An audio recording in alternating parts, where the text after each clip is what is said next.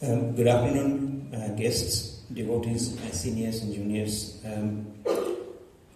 welcome you all for the fourth edition of our quarterly retreat of Ramakrishna Study Group Leicester. First of all, I offer my pranam to Revered Swami Sarvasthananda Maharaj. Swami Sarvasthananda Maharaj is the minister in charge of Ramakrishna Vedanta Center, Bourne, Buckinghamshire. This is his fourth program here. He is also the editor of the bi-monthly Vedanta published from there. After graduating the mechanical engineering in 1987, he joined the Ramakrishna order at the headquarters of Belumot. Since then, he has served Ramakrishna Ashram, Rajkot, in various capacities for more than 30 years. He served in the center's publication department for nearly 25 years, and he was the editor of Gujarati monthly Sri Ramakrishna Jyot for nearly 17 years. He has offered his services in major relief activities, rehabilitation projects, after many natural disasters like drought, flood, cyclone, plague, and earthquake, since then in Gujarat. He also served as the head of Rajkot Center for more than 6 years, and he was instrumental in expanding its medical activities by developing a big Maa Sarada cerebral palsy and autism rehabilitation center and Vivekananda Eye Hospital. He has toured extensively preaching the universal message of Ramakrishna Vivekananda Vedanta, India's cultural and spiritual heritage, and on other topics connected with the value-based education, personality development, leadership and management, social transformation, etc., in educational institutions, universities, and various other forums. He has traveled extensively all over the world and visited many countries for preaching, which includes USA, Germany, France, Switzerland, Italy, Ireland, Luxembourg, Saudi Arabia, United Arab Emirates, and Tunisia. He has also contributed to many articles on various topics in English and Gujarati in several journals. He was instrumental in introducing Swami Vivekananda Contributor Personality Development Program, CPD, a compulsory subject for the students at Gujarat Technology University, covering more than 80,000 students for nearly 500 colleges every year, with the help of IDUM Knowledge Resources Mumbai. The course aims at enhancing the life skills of students and thus create an enlightened citizens who will strive to contribute to the society. The course has since been upgraded and is being offered in IIT Delhi and many other universities too. He was also actively involved in the Gujarat University Innovation Council, which tries to leverage the skills of technical students for social transformation through innovative technologies. This Innovation Council has given birth to some of the Gujarat initiatives like iHub, which facilitates and promotes social entrepreneurship on a large scale in Gujarat. He was also actively involved in the Startup India initiative for youth. Swami Sarvasthananda represented Ramakrishna Mission in an UNESCO conference in youth and their social impact held in Riyadh, Saudi Arabia in May 2017. He also represented the organization again in UNESCO events held in Tunisia and Paris in September and December 2018 respectively. Since June 2017, he has been appointed as one of the 3 official monastic representatives of Ramakrishna Mission of the UNESCO events, wherever they are held from time to time in different countries of the world.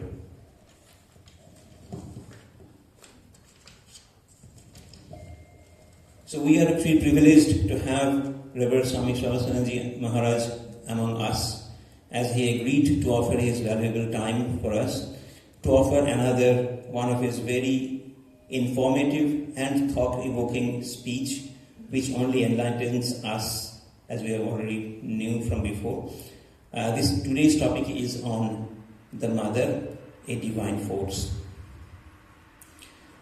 Now, I'll just tell the itinerary today's event. So, after my speech, I will request Maharaj to do the diya lighting. Following the diya lighting, there will be a hymn sung from the Chandi by Miss Sharon Dodd. Following that, there will be a reading session by our young devotee, Miss Sanaya Nag. After that, Maharaj will start his talk. Towards the end, there will be Arati, followed by hymn, the famous Ramakrishna hymn. One is Khandana Bhava and one will be the Mangale, Sabha Mangale, which will be sung and followed by an English translation by Mr. Steve Pepper. And then we will conclude. So with this, I will request Maharaj to start the diya lighting and open the event for today. Thank you.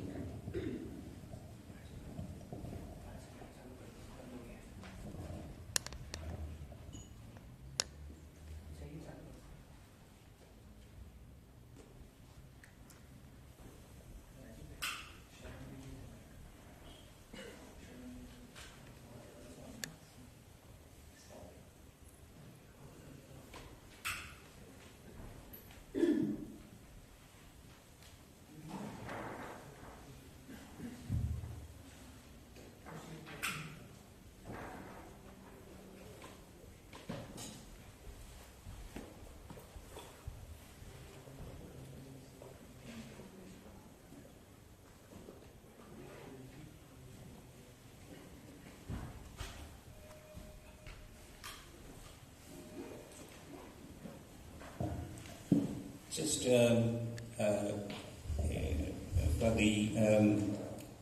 for the sake of the program, can I request everyone to put their mobile phones on silent so that it doesn't interfere with the event. So may I request Sharon to come and take the next session.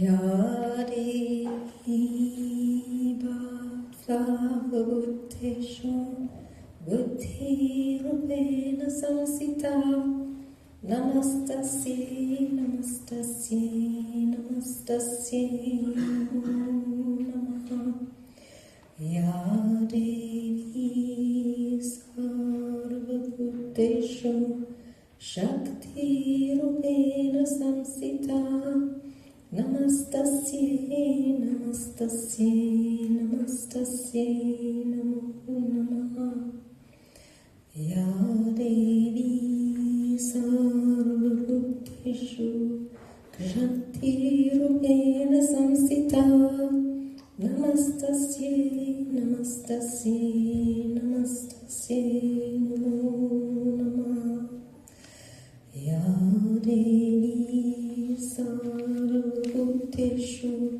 Jati Rupena Samsita Namastasye, Namastasye, Namastasye, Namo Namaha Ya Devi Sarvabhuddheshu Lacha Rupena Samsita Namastasye, Namastasye, Namastasye, Namo Namaha Ya Devi Sarvabhuddheshu Shanti Rupena Samsita Namastasye, Namastasye, Namastasye, Namo Namaha Ya Devi Sarvabhuddheshu Shraddha Rupena Samsita Namastasye,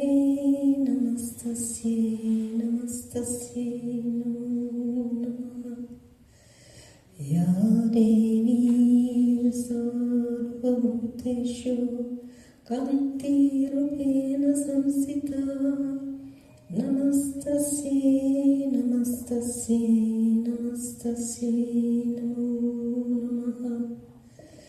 Ya Devi Sarvabhuteshu Shritirupena Samsita.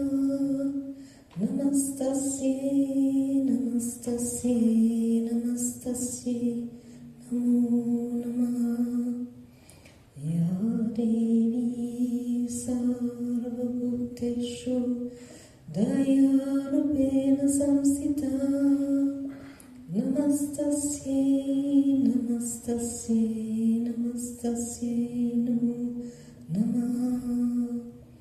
Ya Devi Sarvabhuteshu Tushtirupena Samsita. Namastasye, namastasye, namastasye, namo namaha. Ya Devi Sarvabhuteshu Matrirupena Samsita.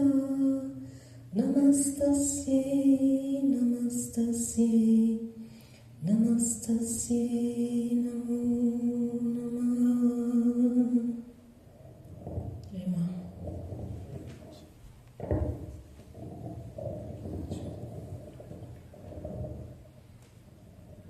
Thank you, Sharon. May I invite Shania on the stage now, and we are going to sit down and read.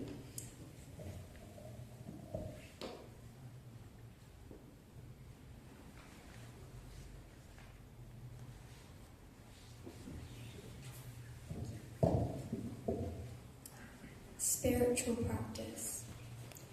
Spiritual practice means to keep the mind steady at his lotus feet and to be absorbed in his thoughts. It is essential to perform spiritual practices in a secluded place. When the plant is young, fencing is necessary, but when it grows big, the cattle cannot do any harm. So after some years of meditation, when the mind is formed, you can remain anywhere and mix with any person, and the mind will not be affected. When the desire arises in the mind to know anything, then pray to him alone, in a lonely place, with tears in your eyes.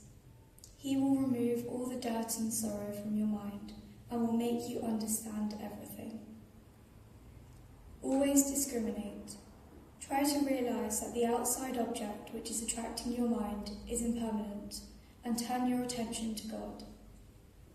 Always try to do the Lord's work, and at the same time try to practice japa and meditation. If you do such work, your mind will not be obsessed with evil thoughts. If you sit alone idly, all sorts of thoughts may come and disturb your mind. You are fortunate, as you have got this human body. Pray to the Lord as much as you can. You must labour hard. It is difficult to attain anything without labour. Some time must be daily set apart for prayer and spiritual practices, even though one is in the midst of worldly activities.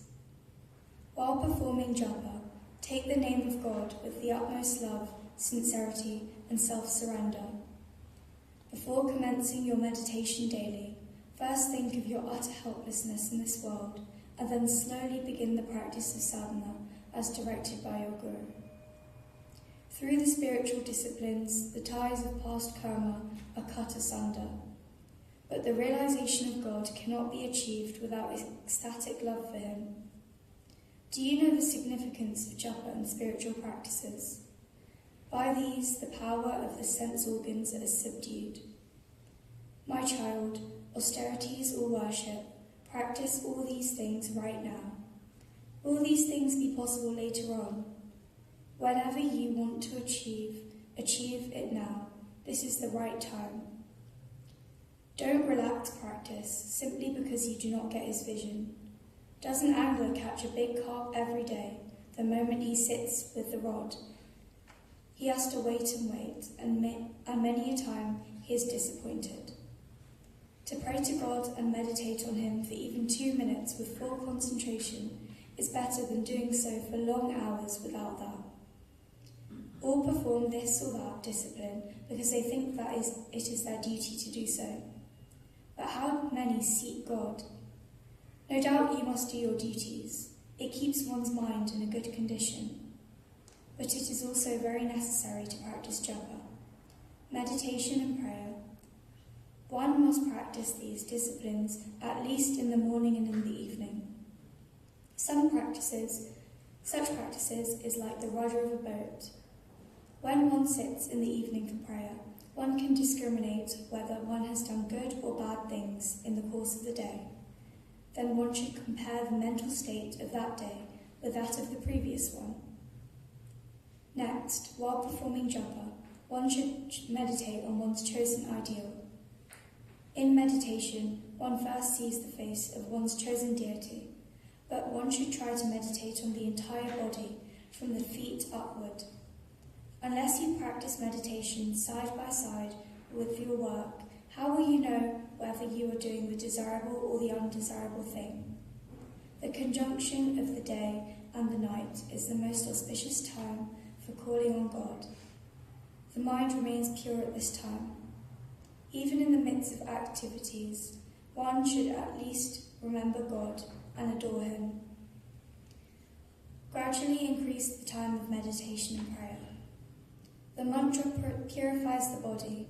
Man becomes pure by repeating the name of God, so repeat His name always.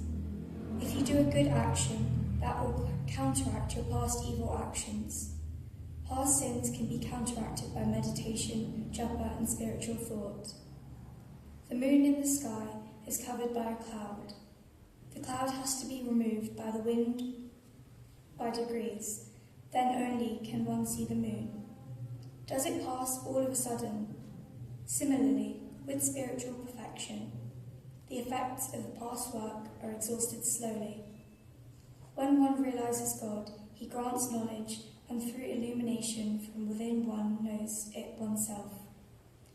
In the fullness of one's spiritual realization, one will find that He who resides in one's heart resides in the hearts of others as well, the oppressed, the persecuted, the untouchable, and the outcast.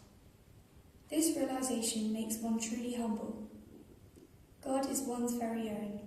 The more intensely a person practices spiritual disciplines, the more quickly he attains to God.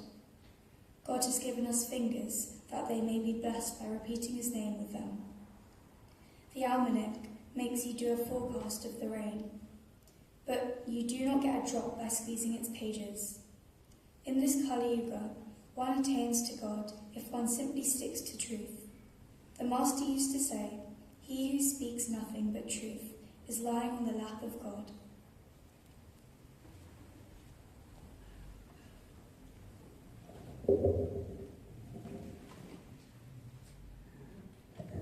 Thank you, Sana, for such a nice reading. And I think your reading has brought our mind focused on today's theme about Mother Divine Force. And I would request Maharaj Sarvasthananda to take us into more detail on this journey today. Thank you. We'll just wait for him. Go on. Sorry, there may be a few minutes wait. We need to... There are a lot of people attending online. Yeah, these are the technical...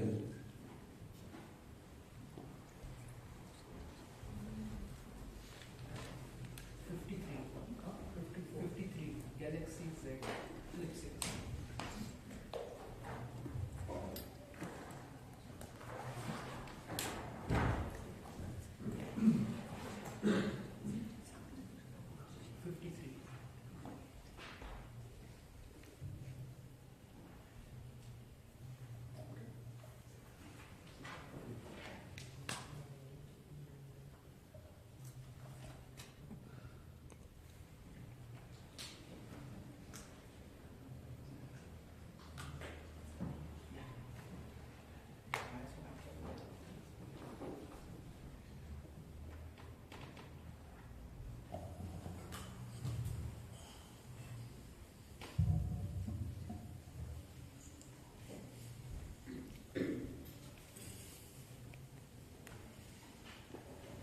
I begin with a prayer from Chandi, which we heard just now.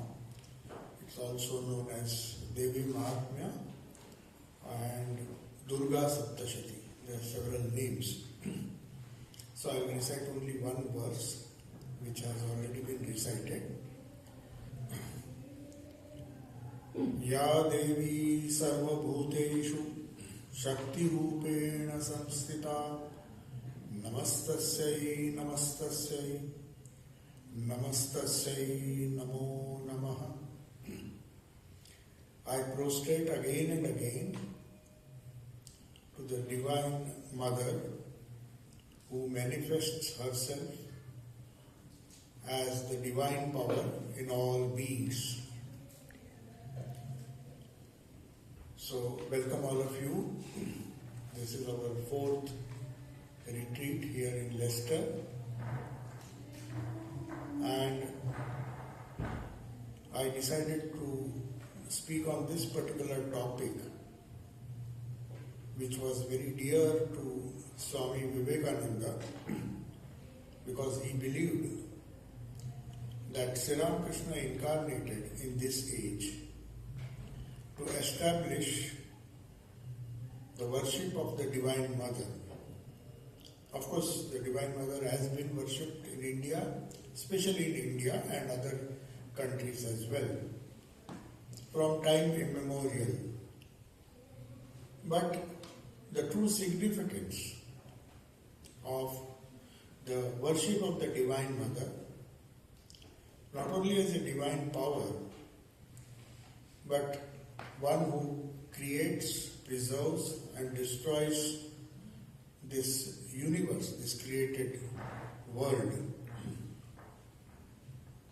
is an idea which is there not only in our Vedas, but later literature in India, which constitute what is known as tantras. So this tantras, the idea of worshipping God as the divine feminine, which represents creativity or creation. Because according to Hindu philosophy, especially the old philosophy of Sankhya, as you all know, there are 6 systems of philosophy, and Sankhya and Yoga, Patanjali's Yoga, they are very close to each other as far as the philosophy is concerned. There are other philosophies like Vedanta, which is of course a development of the ideas that were developed in Sankhya, Yoga, Nyaya, Vaisheshika, and Purva Mimamsa, which is the Karma Kanda of Vedas. All these 6 darshanas are based on the Vedas, obviously. So the seed of mother worship or worship of the divine or God as the mother is a very old idea, at least in the Indian tradition or the Vedic tradition. But unfortunately, we have to understand, as the Tantras or the Devi Mahatmya, if you have heard all the verses that were recited just now, there are many powers, the divine powers which were described, Ya Devi, Shakti Rupena, Shuddha Rupena, that is hunger, then there was Daya Rupena, compassion, and also Bhranti Rupena, delusion, ignorance. So one may wonder why the negative aspects of power are described. From the ultimate standpoint, if you see, there is no negative or positive. Power is power. It's the way we use it, how we use it. It will determine its positive quality or the negative quality. For example, fire has the power to burn. It can be used for cooking, it can be used for burning something. So also the knife, it can be used by a surgeon and it can be used for killing. So essentially, according to the Tantras or the philosophy of Sankhya, which gave birth to the philosophy of yoga, there are two entities. They have explained the whole phenomena of reality as we understand it or as we experience it. So one is known as Purusha, the pure principle of consciousness, and there is another principle of Prakriti, or in Tantras it is known as Shiva and Shakti. Shiva is not the god which you see here, the picture of Shiva. Shiva is a principle which represents pure consciousness. Of course, when we worship Shiva, we worship him with the idea that he is of the nature of pure consciousness. And we worship Shakti in various forms. It can be Durga, it can be Kali, it can be any other feminine form. We worship Shakti, who is responsible, like Prakriti, for the creation, preservation and destruction of the phenomenal universe that we see around us. So Sankhya and Yoga posits two realities side by side. Though Advaita will say Shakti is nothing but Maya, but let us not go into philosophical discussion. According to Sankhya, according to Yoga, Prakriti is very much real. It's real, its positive side is real, its negative side is equally real. So when you have to face reality, when you have to face Prakriti, the idea of Prakriti, we can't expect the divine power to be merely positive, always beneficial, though we may like that power to be beneficial, always kind to us. But unfortunately, as I said, the fire can be used either way. It can be used to burn or it can be used to cook.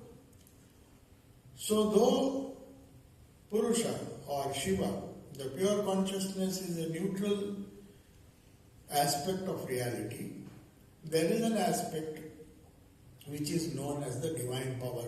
So the topic today is Mother as a divine power. Ya Devi Sarvabhuteshu Shakti Rupena Samstisa. So I am just considering, well, let us just discuss the Shakti aspect. So now we come to the modern, when we come to modern science, they have tried to explain this universe or reality in their own way without entering into any dialogue. In fact, the scientific community, those who claim to be very scientific in their approach, they say this idea of God is just a delusion. We don't need God to explain the universe. You can just explain it by very crudely by saying there is something known as matter, there is something known as force. So matter and force, later on they found, when they went deeper and deeper into the reality which is known as matter, separate realities which were known as matter, and force which conjures up this whole universe, the universe that we see, the created universe. So an investigation into the nature of the universe, according to modern science, analytical science, they say this universe is self-explanatory. That's their idea. Richard Dawkins, the famous Oxford writer, in fact he says, he wrote a book, The God Delusion. So we can very well live without God. We don't need the idea of God. It's just confusing according to him. It's not a very logical argument, but anyway, he believed, as many scientists believe, that the idea of God is not necessary for our survival. Science can explain everything. You know how to handle matter. You know how to handle force. You do all the investigations, try to find out the cause and effect behind all the natural phenomena, whatever is there in this universe, and that is sufficient. It can teach you how to live wisely if you really decide to do that, or maybe kill each other by using the forces of science in a destructive way. So anyway, science can solve, according to people who believe that the idea of God is either not necessary or is just a delusion. So according to science, then as I said, they accept the idea that there is a power which is also, they call it as force, which when impinges upon matter in various ways gives rise to different phenomena. The force can be electric force, electromagnetic force, gravitational force. So they classified the forces into different forces which perform different functions. But when they went deep enough, they found that there are a lot of delusions in science as well. Science is not able to explain everything, though they claim they are trying to. So there was another famous scientist who decided to counter this book, and he wrote a book. His name is Rupert Sheldrake from Cambridge. So he said the science delusion. So he said just as the idea of God is a delusion according to, it would not be scientific to say that science doesn't have delusions. They cannot define anything and it will not come to a definite conclusion. For example, how was the universe created? How are the forces interchangeable? How force becomes matter and matter becomes force? Though they say they observe these things, so they cannot explain. And they give some hypothesis, they place some hypothesis without any proof and say science as it advances will come with better and better answers. But they don't have the perfect answer either. So he said, this scientist was honest enough. He said it's not good to just call all ideas of God, reality, religion as mere delusion, as some of the scientists did. So he said science has its own delusion. So when we consider this idea of God as the Divine Mother, let us see what our people in the sense the Vedic people, or the tantras and the different systems that were developed based on the Vedas, what were their ideas about Mother as a divine power. First of all, the idea of Mother, why not a father? Because most of the Semitic religions, they address God as their father. Most of the religions, I'm not saying all, there are some maybe religious sects which call God address reality as the mother. But normally it is Father in heaven, or our Father who is, God is addressed normally as the Father. But in India, equal importance or sometimes even more importance was given to the idea of God as mother, primarily because as a mother she is more accessible or she is more tangible. Prakriti is more tangible than Purusha, though we are by our very nature. Purushas or Shivas, the pure conscious principle is always there, it never goes. That is the only principle that is always there, is eternally present. But at the same time, we are not conscious of it. We are conscious of the changing world, which our philosophers said, we gave the different names. One is Prakriti, Shakti, or so many other names. This phenomenal world is described. So whatever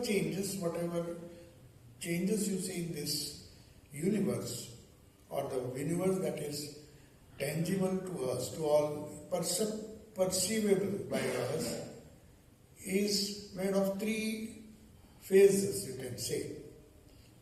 They are not all happening at the same time, obviously. There is this, what is known as creation. An object is created. The plants, the seeds give rise to a sprout grows into a tree, and then finally it grows old, and when the lifespan is over, it dies. So also with human beings, animals, we see the cycle of creation. So according to the Vedas, according to the Tantra philosophy, according to the Sankhya philosophy, the world moves about in cycles. So this triad of creation, preservation and destruction was symbolically described by three principal ideas or gods: Brahma, Vishnu and Maheshwara, that is the Lord of destruction. It's not that one is more important than the other. Just as creation is part of Prakriti, preservation is also part of Prakriti. So they say, well, let us call it Vishnu. Brahma is a creator. Just a way of explaining the process of creation. And all this put together is Shakti. So when we say Mother is the divine power, we mean power to create, power to preserve, sustain, as long as its nature allows it to, and when the time is ripe, it gets destroyed. So this cycle of creation is what ordinary people like us understand. When you say consciousness, to attain to true consciousness, then you'll have to go deeper. It's understood only through intuition by spiritual practice. The rishis found that for a majority of the people to focus one's attention on Shiva or Purusha is difficult, though our real nature is that. But because of the constant changes that influence us, we are more comfortable with change rather than the pure unchanging consciousness, which is our true nature. So all the reading that Sanaya did just now on spiritual practice, if you see carefully, it is nothing but all the teachings, all the lines that she read point to one thing, that this transformatory nature of the universe, transformatory nature of the mind, which gives rise to this universe. Mind is nothing, according to Vedanta or yoga, mind is nothing but subtle matter or subtle force. It's also a force. There may be different forces, electromagnetic forces, then heat, sound.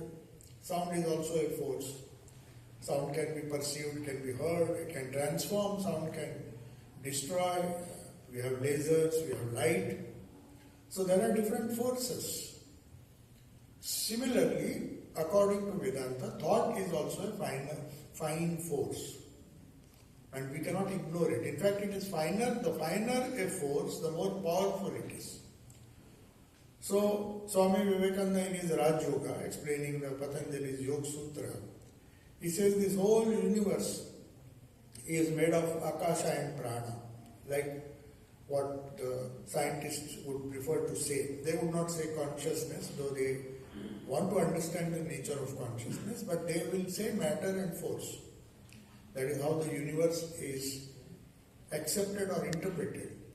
So also they say Akasha and Prana. Akasha is the space, or all the material universe is part of this Akasha. Akasha is the finest matter. And upon that, there is this idea of Prana, which is impinging upon this Akasha. So matter and force interact upon each other to give rise to this wonderful universe that we see around us. So sometimes the force changes into matter, matter changes into force. Those who know physics, it's a very obvious truth. So the cause and effect, if you burn something, you produce energy. If many things are energies condensed, you get matter. So it is very well known in quantum physics that you cannot exactly tell whether reality has a wave, is it a wave or a particle. Suddenly a particle appears to be a wave at a micro quantum level. They were flabbergasted. So when we say this is matter, but when we go deep, they find matter vanishing into what is known as waves or energy packets. So matter and energies converting into each other or being converted into each other at a very rapid pace which we cannot conceive. With our normal eyes, we see matter as matter, force as force, in a very gross way. So that is exactly the idea which our Shakti, the Tantras give a lot of importance to one particular force, that is thought force. But next to that, among the forces that we recognize, they give a lot of importance to sound. Even Vedanta gives a lot of importance to the sound. So that is why we have in our tradition the idea of Shabda Brahman. Brahman is of course pure consciousness, but when it manifests, the idea, though it may appear to be rather superstitious or peculiar, it manifests first as sound. It's a very great discovery made in our Upanishads when they call it as Shabda Brahman. So Brahman, of course, is pure consciousness. There is no change in that. It is the same eternal consciousness, awareness behind all our actions. Whether we are small when we grow up, there are changes in the body, but as the feeling of I, which the ego may change, but the pure consciousness, witness, I am the witness, I was the boy, I was the young man, I become the old person, and one day I die. That I remains constant throughout. Though we are not always aware. We think this I is changing. My I as a small child and my I at today may be different. I may think I was very ignorant at that time, eating chocolates and all those things. But now I am grown up. Has the I grown up? No, the I is same. The consciousness behind what has changed is the forces and the matter. And the forces, Akasha and Prana, interacting upon each other. And one of the pranas is known as sound. So that is why I am very fond of repeating this wonderful line from the Bible, which says, in the beginning was the Word was with God, and the Word was God. There's something very significant. It comes so close to Vedanta. Vedanta explains this whole universe as made of Nama and Rupa. There is a sound. It may be subtle, it may not be uttered. When you utter it, it becomes through your lips, through your throat and the vocal cords, it becomes physical sound. But there is a anahata dhvani. Ahata means that which is a result of vibration. But before the vibration took place, before you uttered, say for example Om, before you uttered it, where was Om? Om was there, it was in a subtle form. That is also a power. So that is why it is known as Shabda Brahman. Brahman which manifests itself first as sound, and then sound means name, and then it acquires a form. It may be difficult to understand, let us not go deep into that. But the idea is this whole universe is an interplay of matter and force, which are interconvertible. Matter doesn't remain matter all the time. So when we say divine power, mother as the divine power, what we mean is the power which sometimes appears as matter, sometimes appears as force. So when you say Shakti, Ya Devi Sarva Bhuteshu, who resides in all the beings as the power, or more precisely put, she is not only residing as a power which is controlling the beings. The beings themselves are manifestation of the gross manifestation of that subtle power. The same power which is energy, and physics, quantum physics will corroborate that. They'll say that the same power which appeared as waves, sometimes it will take the form of particles. And you'll see a universe. And the moment you identify that particle, suddenly it becomes a wave. So this transformation from energy into matter and matter into energy is going on. That is exactly what Shakti is all about. When you say divine power, it means not only the capacity of that Shakti to create, to preserve, but at the same time destroy. So where does the matter go? It gets, according to science, he says the explanation is simple. You don't have to take up this concept of divine mother and divine feminine and all.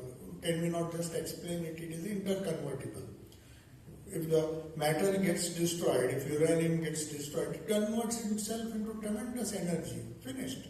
Matter goes, but energy, the energy can be converted back into matter. So, can we not just use these two things to explain things?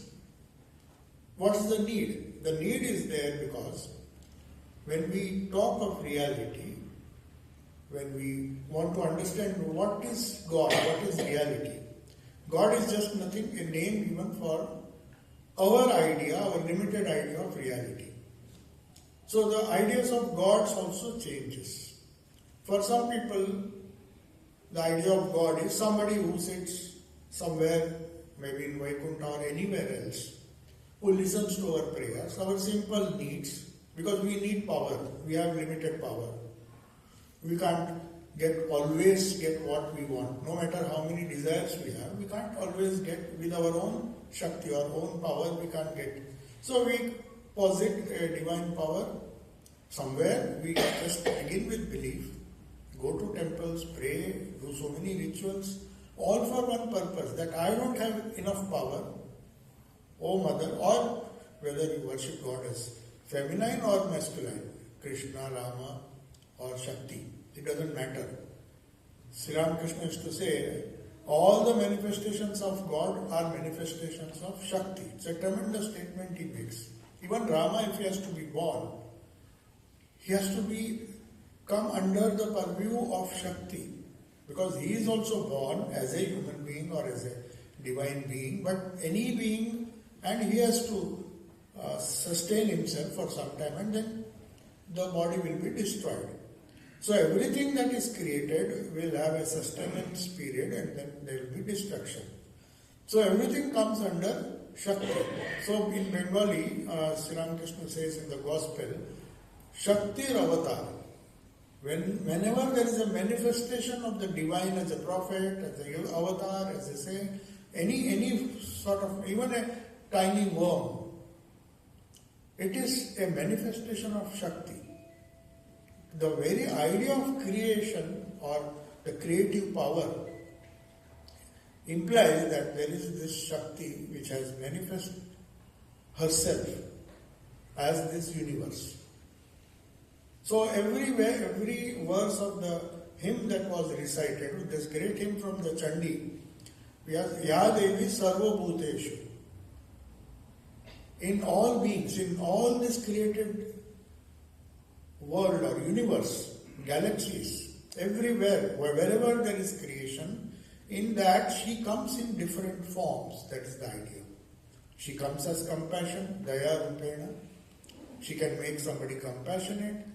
She can cause delusion in some. Ya Devi Sarva Bhuteshu Bhranti Rupena. Bhranti will come. There will be delusion. She is responsible for making some people ignorant, some people wise. Buddhi Rupena. She may give buddhi if she chooses to anyone whom she chooses. I mean, she can project herself as Bhranti, as Daya, as Shakti, and all the list, hunger, Kshuddha. So, all these forces, positive as well as negative, that we see around us, is nothing but forces of this universal principle known as Prakriti or Shakti. So now when we try to apply this principle and think of reality as the mother, the divine mother. Actually the word here was mother, but I should have put it as the divine mother, because the idea of mother implies physical creation only, a physical mother, a biological mother. But one who creates these universes is the Shakti, the divine Shakti or the divine mother.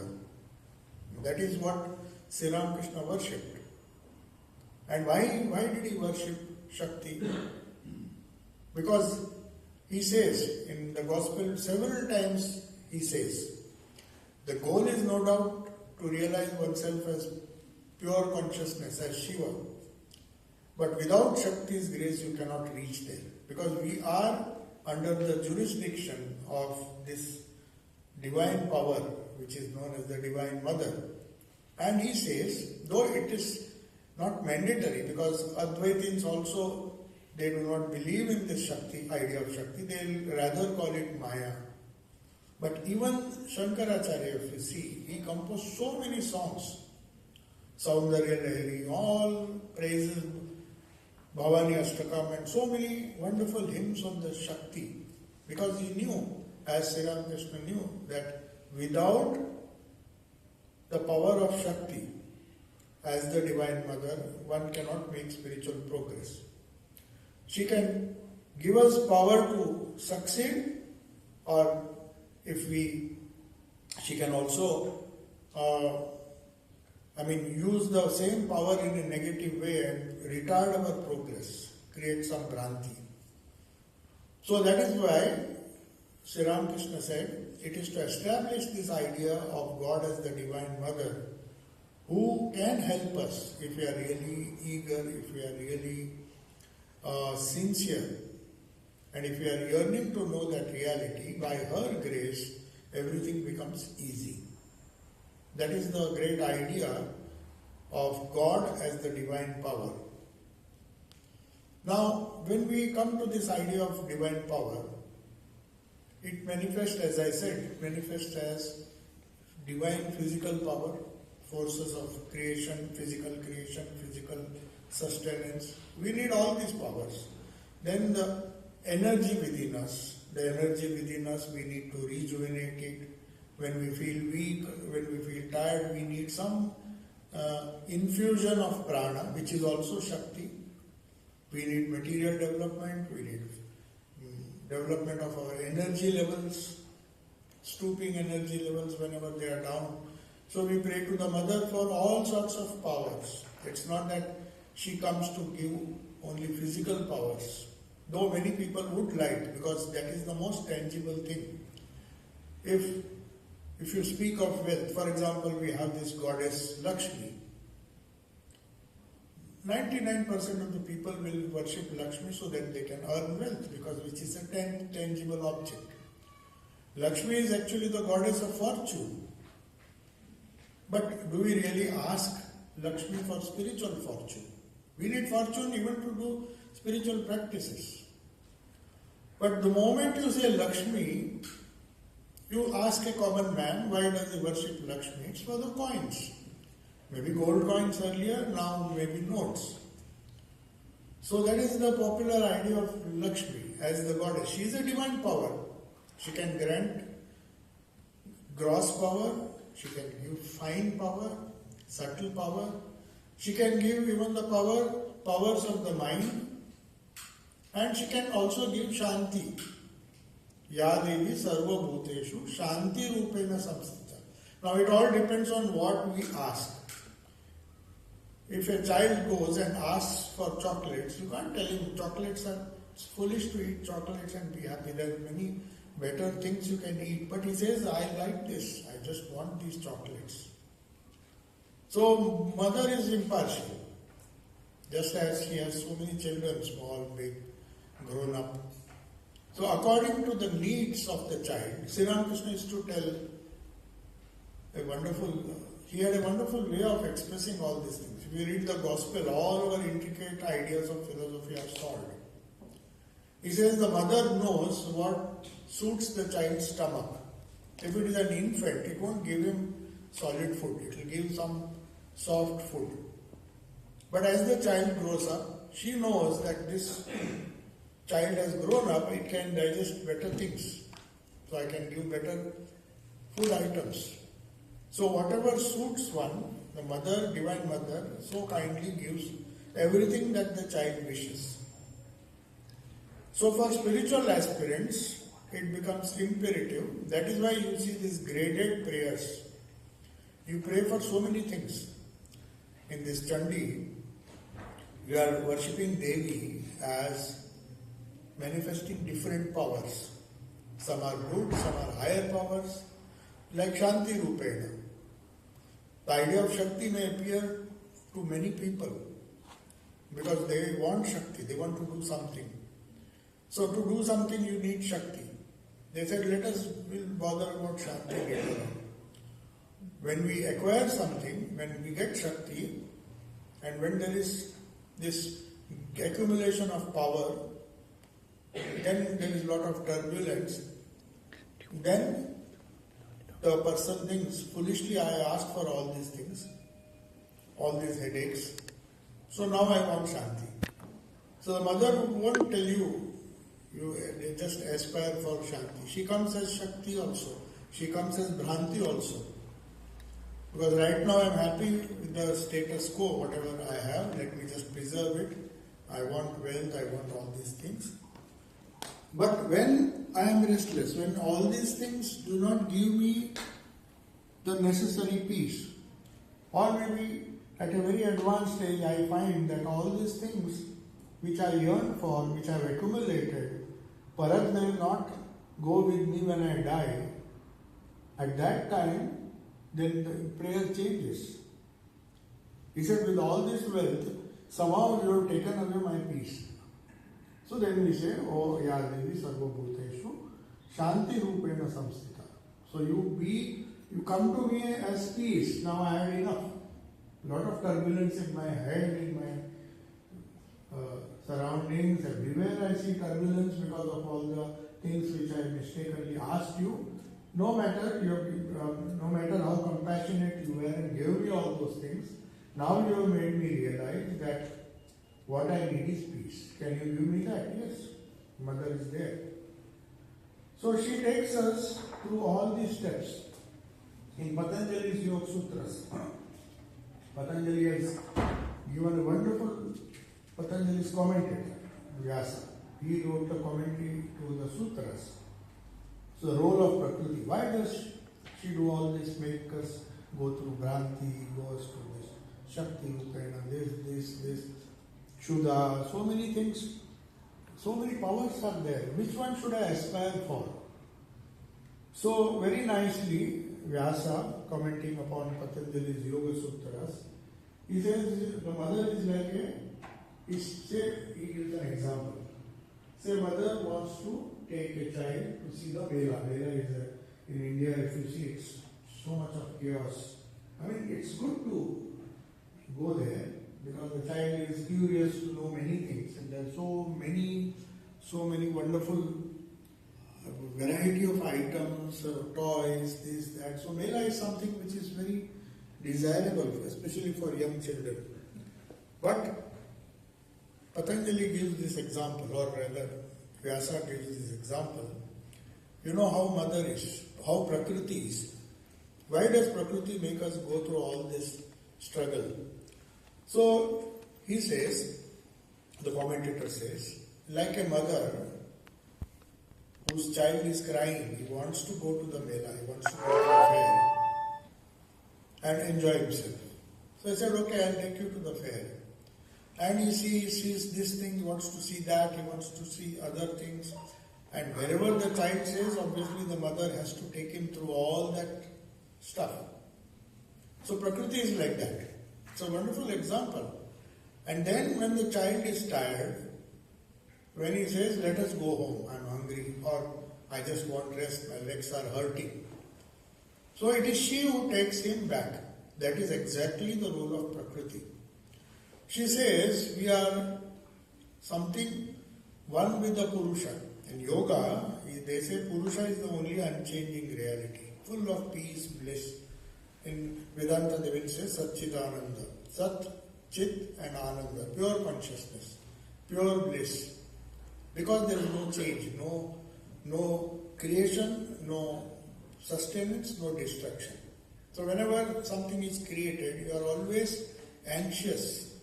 If you earn money, you are anxious, you may lose it. If you have good health, you are always anxious that I may fall sick. When you are Young, you may feel that I am slowly growing old. Nobody likes to grow old.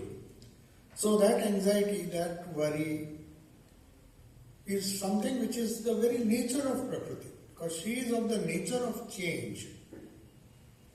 Her very nature is to change. But the mother is kind enough. She can take you, she makes the child, in this case the human soul, the sadhaka, the one who practices yoga, he is been compared to a small child.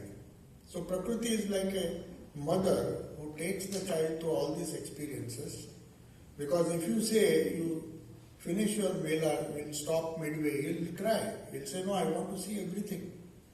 Only when he is tired, she will say, okay, now you are tired, I'll take you back home.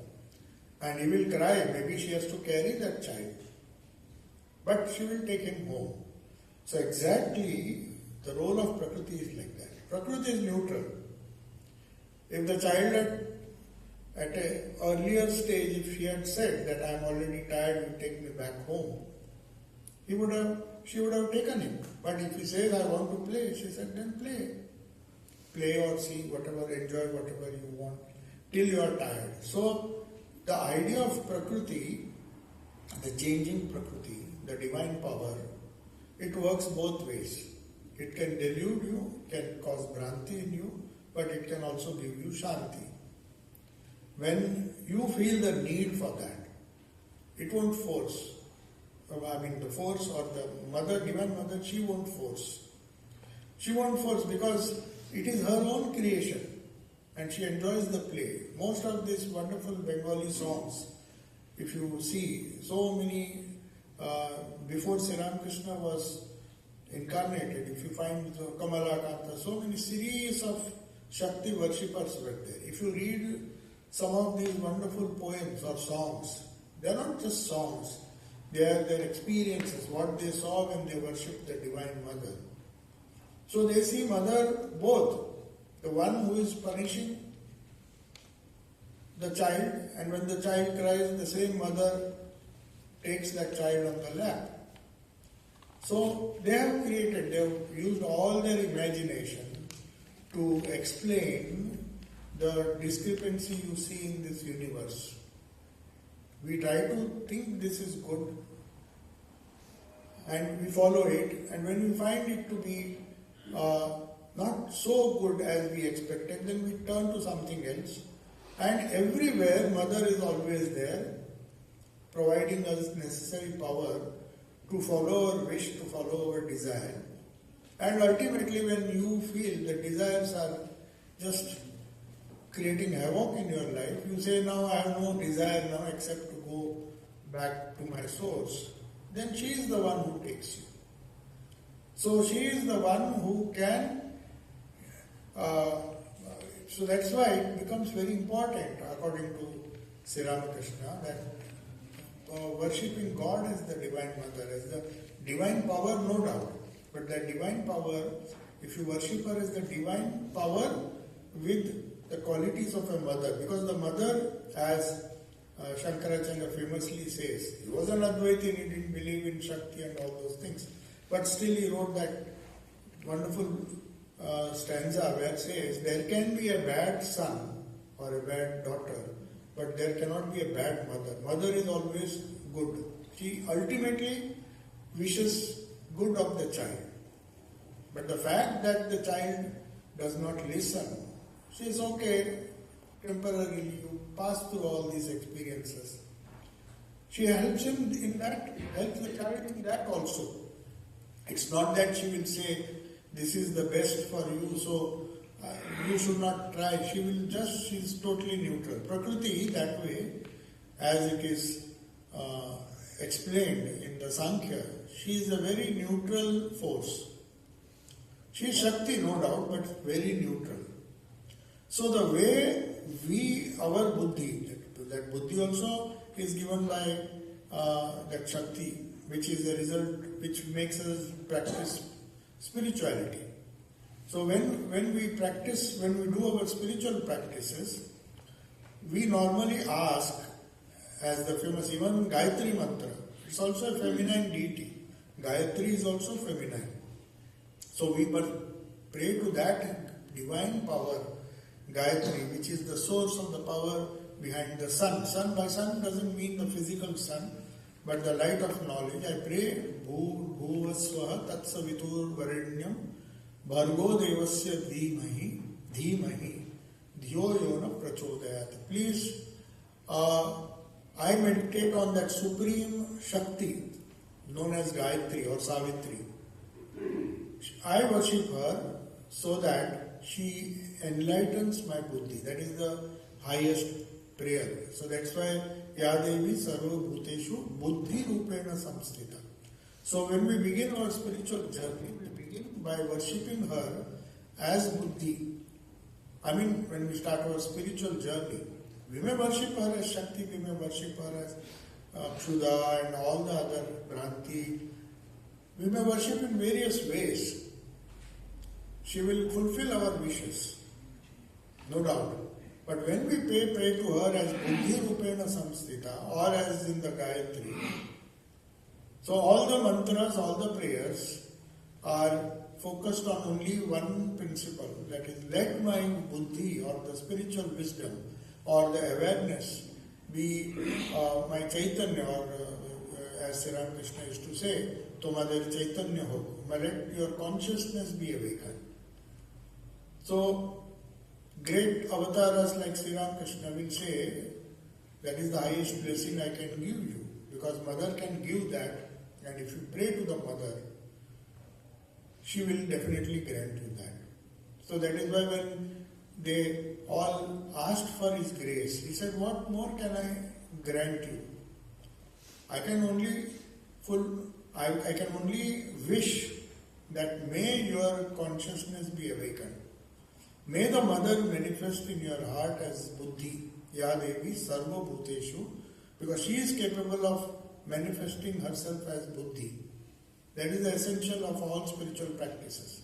Whether you do japa, whether you go from the gross to the subtle, what is japa, what is mantra, what is prayer, everything is directed towards the awakening of the Buddhi within. That is why in the Indian tradition, the divine is always meditated upon in the heart. So that is known as Chidakasha. This is a wonderful idea which Sri Ramakrishna explains in the Gospel. There was a very big Vedantin whose name was Krishna Kishore. He was a great philosopher, always a Pandit, like normally Pandits are. A great scholar, always talking of philosophy. And Sri Ramakrishna loved him because he was genuine, though he was showing off his scholarship. So then he says, in philosophy there is they discuss this way, the different tattvas, 5 tattvas, we go from Prithvi, up, water, liquid, solid, liquid, then gaseous, then fire, Agni, then Vayu, and then finally you come to Akasha. That is translated as space, but it is not just the physical space. Akasha means, Sri Ramakrishna explains that. So this Krishna Kishore used to say, because that is how the sadhakas in that particular philosophy meditate. Said, I am not Prithvi, I am not liquid, I am slowly they transcend. They want to feel that they are Akasha. So they want to go to the level where they feel one with the Akasha and then they can transcend. Of course, you have to transcend the 5 Pancha Tattvas or 5 elements. That is a very important philosophy accepted by Sankhya, accepted by all philosophies. 5 Tattvas, it's very easy to understand. Solid, that is Prithvi, earth, that is solid, anything that is solid. Then a slightly subtler form, that is liquid. Then we have Agni, the energy, the prana. And then we have Vayu, that is the gaseous. But what is this Akasha? Sri Ramakrishna makes some fun with this Krishna Kishore. Whenever any issue was discussed before him, he was a very sincere person, but a man of tremendous faith. He used to say, I am not the Prithvi, I am nothing, I don't care, I am the Akasha, I am Kha. In Bengali, the short form of Akasha is known as Kha. So he used to always say, and Thakur used to make fun, oh, you are Ka, means you have transcended and you have gone to the level of Akasha. Then one day, when he goes to his house, very interesting incident happens. The tax people have come, and he had not paid tax. So they said, we'll take away all your belongings because you have to pay. Then he was worried, he was tremendously anxious. Then Sri Ramakrishna said, let them take all the utensils and all. You are Ka. How will it affect you? They are taking some prithvi, they will take some other things. Why are you bothered? You are Ka. All the time you are saying you are Ka. I mean, what his point was that it's easy to say that we have to be grounded in reality, where we are. So this idea of spirituality or spiritual practice, where Ya Devi Sarvabhuteshu Buddhi Rupena Samstita, when we say, how to attain that buddhi and what is the way? If we follow this method, by which Krishna Kishore wanted to, that is, we go from grosser to the subtle. So we do that prayer. Then we come to what is this idea of Akasha. Why do we go there? Because that Akasha, Sri Ramakrishna, you see, all this, it's such a complicated philosophy, but he explains it in a very simple way. He says there are three Akashas. Ka means, or space means, our idea of space is this space, physical space. Yes, that is space. It is known as Mahakasha. Sri Ramakrishna says there are three Akashas. Do you know that? You see, he never went to school, never went to attend any classes on philosophy, and these Pandits had to learn from him. So he tells Krishna Kishore, or tells in some other place, Sri Ramakrishna says, there is one Mahakasha. Mahakasha is the physical space. The space covered by this earth, the galaxies, the innumerable galaxies, the whole cosmos. So you can imagine this physical space. It goes on and on and on. You cannot even conceive of what that space is. But still, we get a rough idea of what Mahakasha is. Then he says, second Akasha, when you do your spiritual practices, you come to another space, which is known as Chitta Akasha. Chitta means mind stuff. So Chitta Akasha means that Akasha which your mind creates. Say for example you are dreaming or you just closed your eyes. You have no sense of Akasha. But your mind can take you to different planets, stars. You can imagine anything. Your mind can imagine and create its own space. So that is why the bowls, there are some beautiful songs of the Bengali bowls. They are very great philosophy. There's great philosophy in their simple songs. They are practically illiterate people. And they go on singing for a little morsel of food. Sri Ramakrishna used to say that if I am born again, I would like to be born as a bowl. So there are many bowls who sing these songs. And they describe these wonderful truths in very simple Bengali songs. So one person says, what is so great about this king?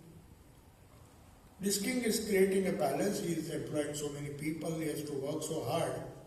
I can create that same palace in my mind. So he says, it is as useless as this Chitta Akasha. Is it worth more? Because I am happy, I have nothing, I don't even have a hut to live. And that person is spending all his life, and perhaps he may not finally live in that house, or even if he lives in that house, he will just occupy a small corner of that house. He is not going to live in that whole palace. But he builds that Sapta Bhuvan, means 7-storied palace. He says, but the bowl is happy because he can create this palace in his mind. So that is the feeling that he has. He says it is as worthless as this palace. I just go to my Chitta Akasha, the mental space.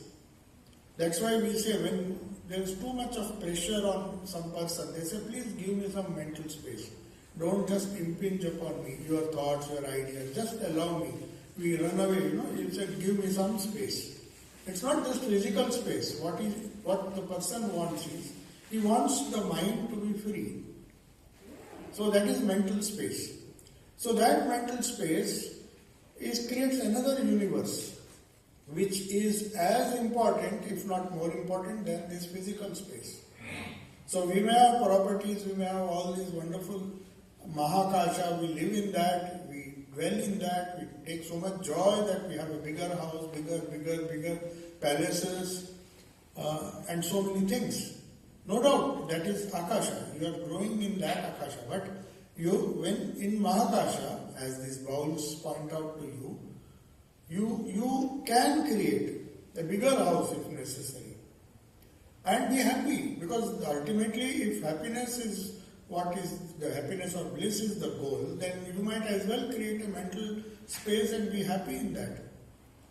So Chittakasha is, according to this philosophy, equally important. Then there is what is known as Chidakasha, not Chittakasha, Chidakasha. Chit Akasha becomes Chidakasha. Chidakasha means the space occupied by pure consciousness, which is Buddhi. Buddhi is one way to reach that Chidakasha. So that is why we meditate on the Lord within any deity. It can be a mother, it can be father, it can be Shiva, Shakti, any aspect of God.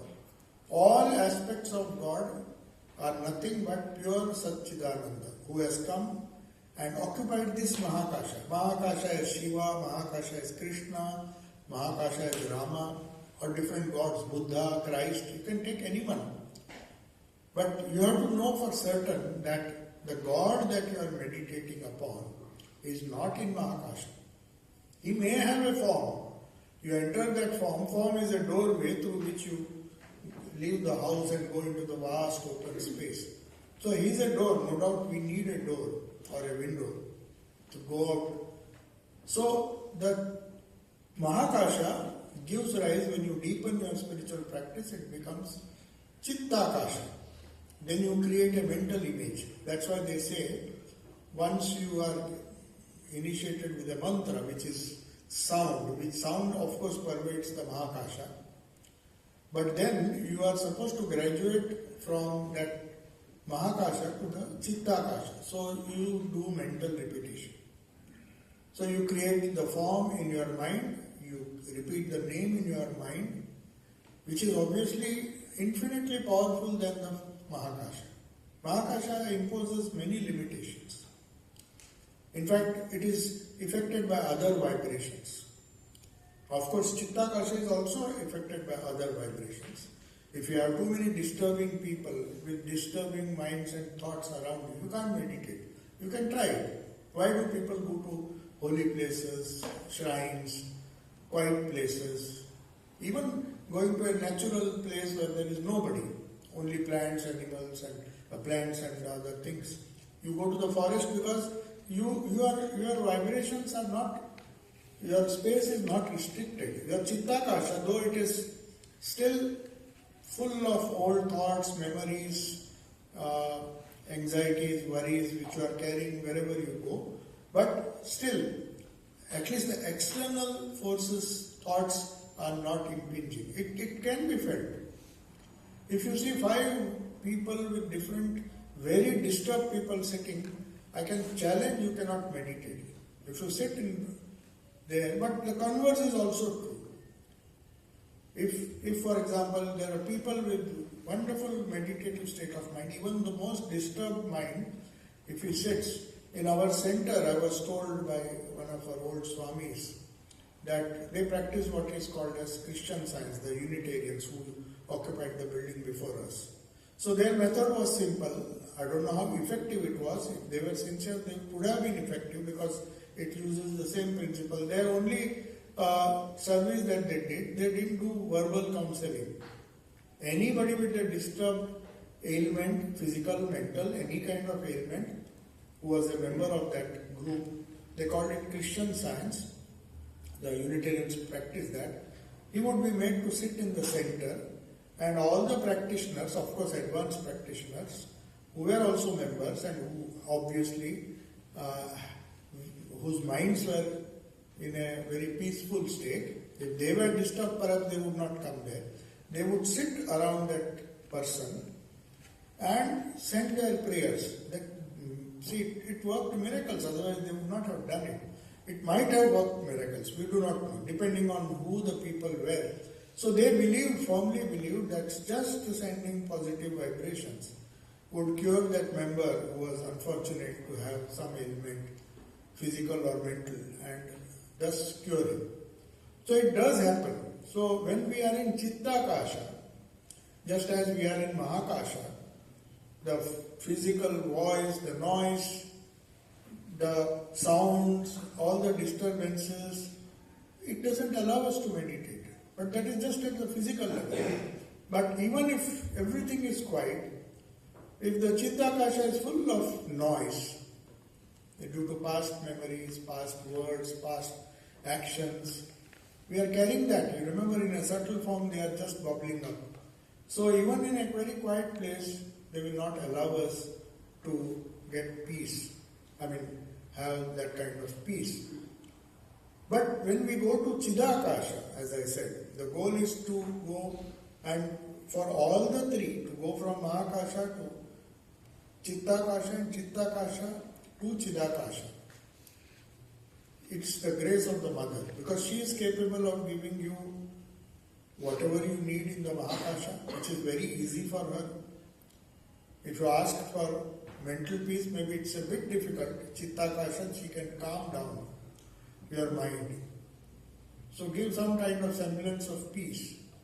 So that is also her grace, repeating her name, repeating God's name. That helps you to reach a state where you get united with what is known as Chidakasha, pure conscious principle, which has been, of which the counterpart is Shakti. So Sri Ramakrishna, we normally sing a song on the Divine Mother, as on the Divine Mother or Holy Mother Sri Shanta Devi, saying Prakritim Parama. So Parama Prakriti is one who is one with Shiva. At the state of Chidakasha, when we transcend that, she is Parama Prakriti. She has not come to confuse. She is one with Shiva at that state. So when you meditate on Divine Mother as part of that Chidakasha, as Buddhi Rupena Samstita, she is established as Buddhi. I don't want to see her as Shakti, though the topic today was the divine power. But Buddhi is also a power. That's why I mentioned this idea of Chidakasha. That is also a power. Shakti Rupena also can mean spiritual Shakti. You don't have to think that Shakti means always Rajasic power to dominate over others, power to do so many things, activities and all. That is also Shakti, that is physical.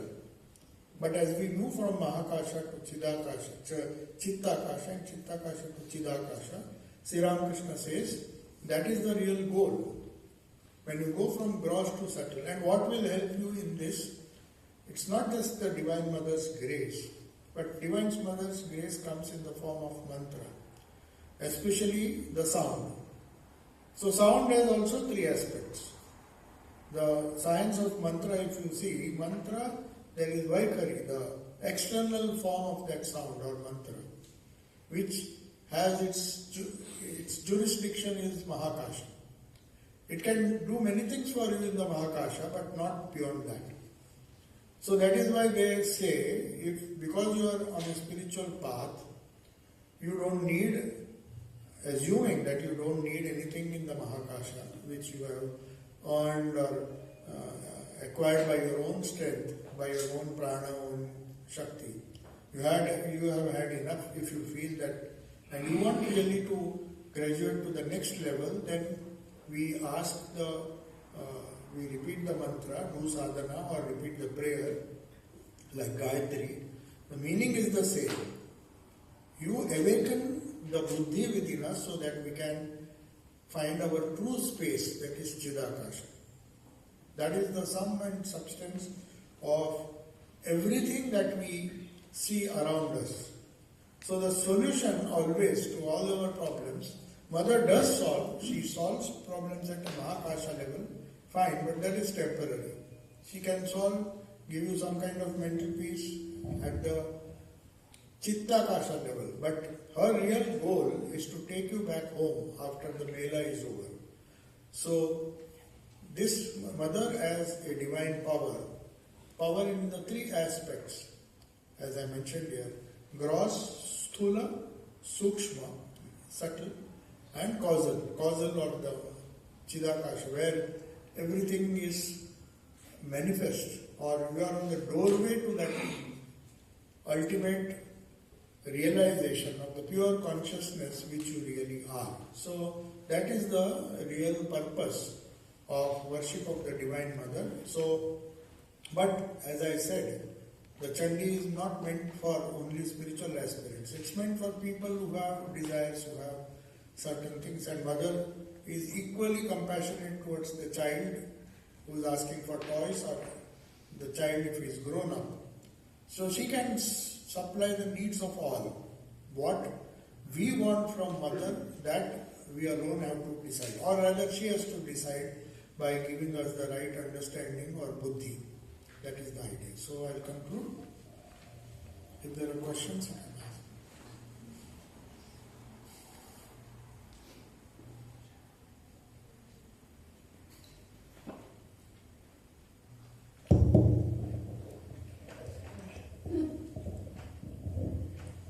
Pranam Swami.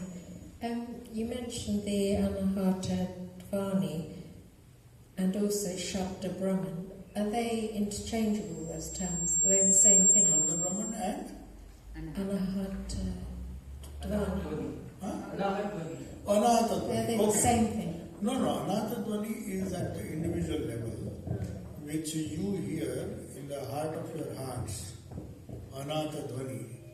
But Shabda Brahman, what Vedanta describes, is the manifestation of that pure consciousness as Prakriti. When the whole creation, as I said, the beginning was the Word was with God. So it was with God, but it was God Himself. But unfortunately, the Word comes out and then the creation starts. Not unfortunately, that is the play of the Lord.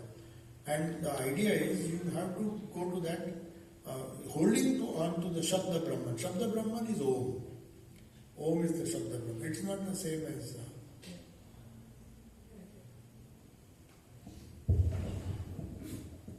would anyone else like to ask any questions? Other than space, what's the other definition for Akasha? Space, space is not a proper definition. As I said, if you understand space in these three dimensions, then you have the concept of Akasha. So, Akasha is just space. It is space. Space is a very complicated thing. If you go to geometry and if you try to go deep, when you try to find out what space is, it is a very difficult thing. But as I said, Sri Ramakrishna explains it so nicely. It can be mental space also.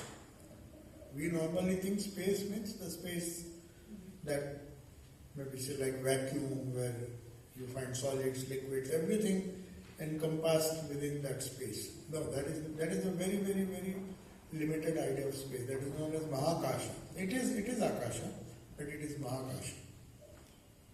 Okay? Any other questions?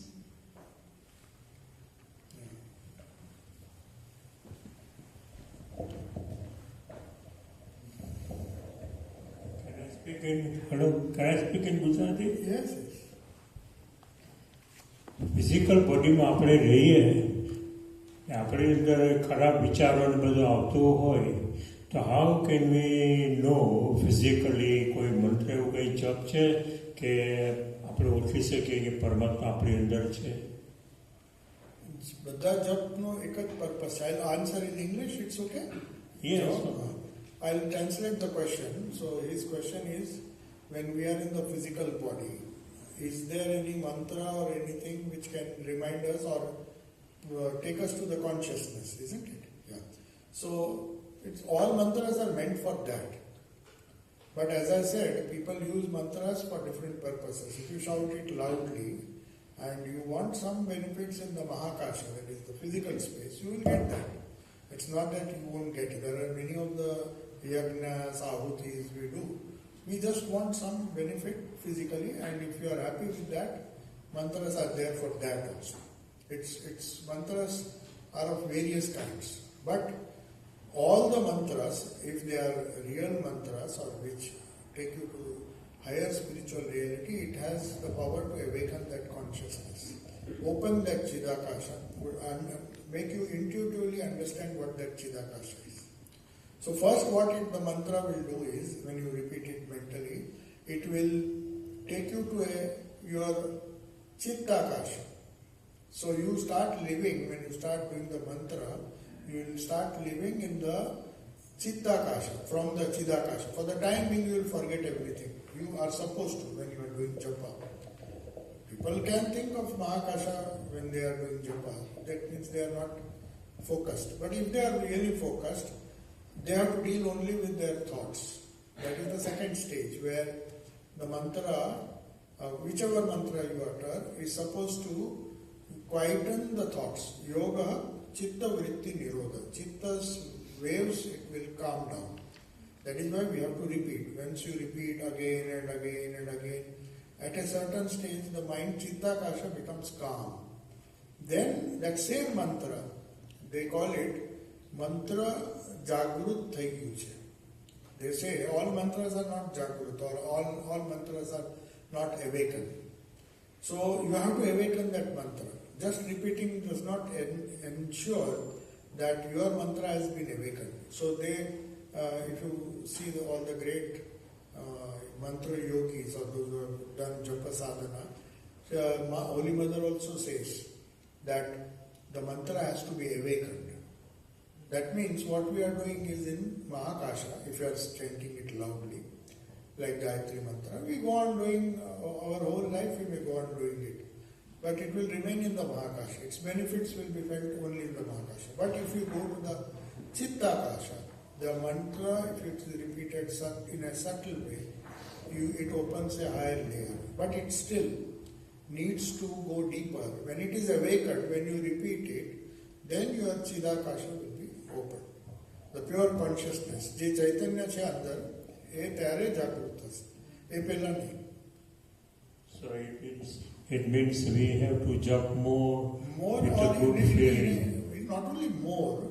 See, more is one thing. Yeah, repetition is always better. But the quality is important. The japa has to be done in such a way that you have a very strong yearning, vyakulta. Vyakulta keche Gujarati. So you should have a feeling that that mantra is awakening the consciousness within. It may not awaken immediately. It will take a lot of time. First thing it will do is go to the second level and calm down your mind. That is the first sign. I notice it takes long time, but because of the mind disturbance, you are ભટકી જાય મનમાંથી. શું ભટકી જાય? આપણું ચેજ, એટલે આપણે જે જપ કરતા હોય તે નેચર જ છે ભટકવાનું. Means its very nature of the mind is to wander. So there is nothing surprising about it. Because of that, we have to catch hold of our Chittakasha in the space, and that is why they ask you to go to solitude, ekantavas jene kehvaye, શાંતિમાં at least વધારે ભટકે નહીં, એટલા માટે શાંતિથી એક જગ્યા ઉપર બેસીને જપ કરીએ ત્યારે થોડીક શાંતિ આવે. You will not get full peace because mind still has the capacity to throw thoughts based on your past smritis. We have collected so many smritis. કેટલી બધી જૂની વાતો આપણે કચરો નાખ્યો છે, તો હવે કચરો તો બહાર આવશે ને.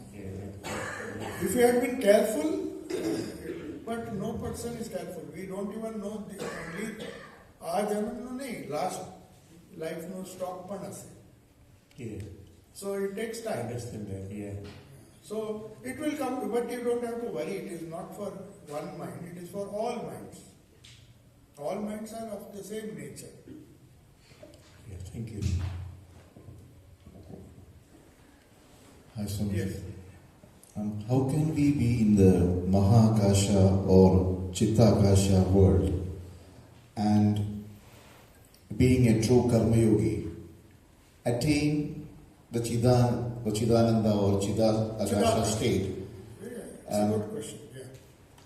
Or is it possible to do that and then come back to your Karma Yogi or go back to your Chidananda state? No. Is that either something? I got your question. It's a very interesting question. The question is the three types of Akasha: Mahakasha, which is the physical space; Chitta-Akasha, the mental space; and Chidakasha, the pure conscious space. So how to, in fact, your mind is doing that all the time. Nobody is in the Mahakasha all the time. Say, for example, you are in deep sleep. You lose sense of space, isn't it? You don't know where you are. You are just sleeping. Deep sleep. Sushupti. You call that as Sushupti. So, in that state, you may be in Mahakasha, your body is in the Mahakasha, but you have gone into what is known as Chidakasha. Temporary, but you are ignorant, you will come down back. But when you are in the dream state, you are in the Chittakasha. You are not in Mahakasha because you are on the bed, you are sleeping. Of course, you are in Mahakasha, but your limit is restricted. So you don't do any karma, but at the same time, you are doing karma at the Chittakasha level. Okay? So, whether you want it or not, throughout the day, you are actually moving from Mahakasha, you are already moving, so you don't have to learn to do that. Only thing is, the more time you spend in meditation or Chidakasha, the other two Akashas are easily negotiable. You can negotiate it better. Negotiable. Because when you see the quality of the mind, if it increases, if your concentration increases, you will find your work will improve. So not that you have to give up work, not that you can give up thinking. You can't do that. You will, if you don't do consciously, unconsciously you will dream. So you will be in your Mahakasha for some time, then go, even when you are daydreaming, for example. You are just sitting and daydreaming that you are doing something. You are not doing anything sitting on a chair, but you are already transported to that Chittakasha. So it's not that you go, it's not compartmental. Now I am in, even if when you are in Mahakasha, you are doing your work, you are meditating also. You can meditate. You can be in all the planes simultaneously. So don't be under the impression that I go from here, then I go there, and from there I go there, and then come back down, how to come back. There's no coming or going. We are all in Mahakasha, most of us. Except when you go to Samadhi, Sri Ramakrishna did not know where he was. He was in Samadhi, he did not know who was near him, everything, the world was had vanished for him. But other than that, most of us are mostly in Mahakasha. Isn't it? Now and then we just enjoy a little bit of Chittakasha, and if you are very lucky, by the grace of, if you repeat the mantra properly, maybe a slight glimpse of the Chidakasha. Even slight glimpse is enough. So you said Sushupta Avastha. Sushupta is it's a ignorance. Don't compare it with the Chidakasha, because you are in Chidakasha but you are not aware. Okay. When you come down in the dream state, and when you come down, when you wake up, you will say, I had a very good sleep. So I was in Chidakasha, I don't know how long, maybe 3 minutes. You don't know, 3 minutes, but 90 minutes you would have dreamt. So you were in Chittakasha most of the time, but when you come to the Mahakasha, you don't remember all those things. Do you remember? You just get a feeling whether you have slept well or not. If you had been in Chidakasha, you don't have to take sleeping tablets. I have had good sleep, which is very rare. As you grow, you will understand, you don't get sleep. If you meditate well, they say it is as good as deep sleep, but much more, quality is much better. Then you don't need much sleep. If you meditate, because your quota is there, you have to reach that level and stay for a comparatively long time. As you progress, you will be living more in that plane, in that space. Not plane, it's plane. Everything is here only. So sitting here, you can go into Chidakasha, like Sri Ramakrishna. Suddenly you would lose external consciousness. First there will be thoughts, some song he will hear. He will go into that Mahakasha plane, and suddenly that song will remind him of the Chittakasha, and he will go. We call it samadhi, which is not very common. So we might go, as I said, sleep is just an example I gave you. But the difference between samadhi and sleep is after going to samadhi, when you come down, then you are in a different plane. Whereas after a good sleep, if you come down, you can just fall down to Mahakasha and just be engaged in everything. Good sleep doesn't ensure that. That's the difference. Otherwise, both will be the same, huh?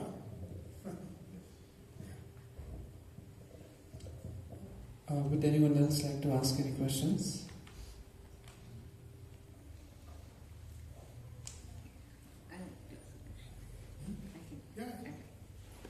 Sorry, can you put your hand up? I can't see. Yeah. Okay.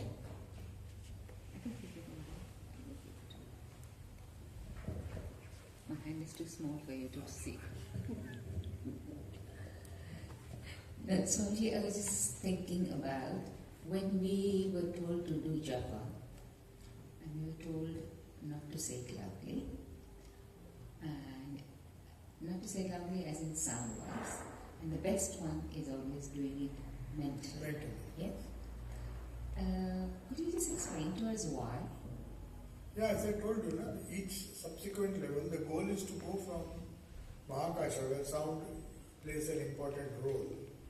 Everything is physical. So we assume that one who has taken initiation or at least wants to practice do some spiritual practice, he would have had a desire to remain and control his Chittakasha.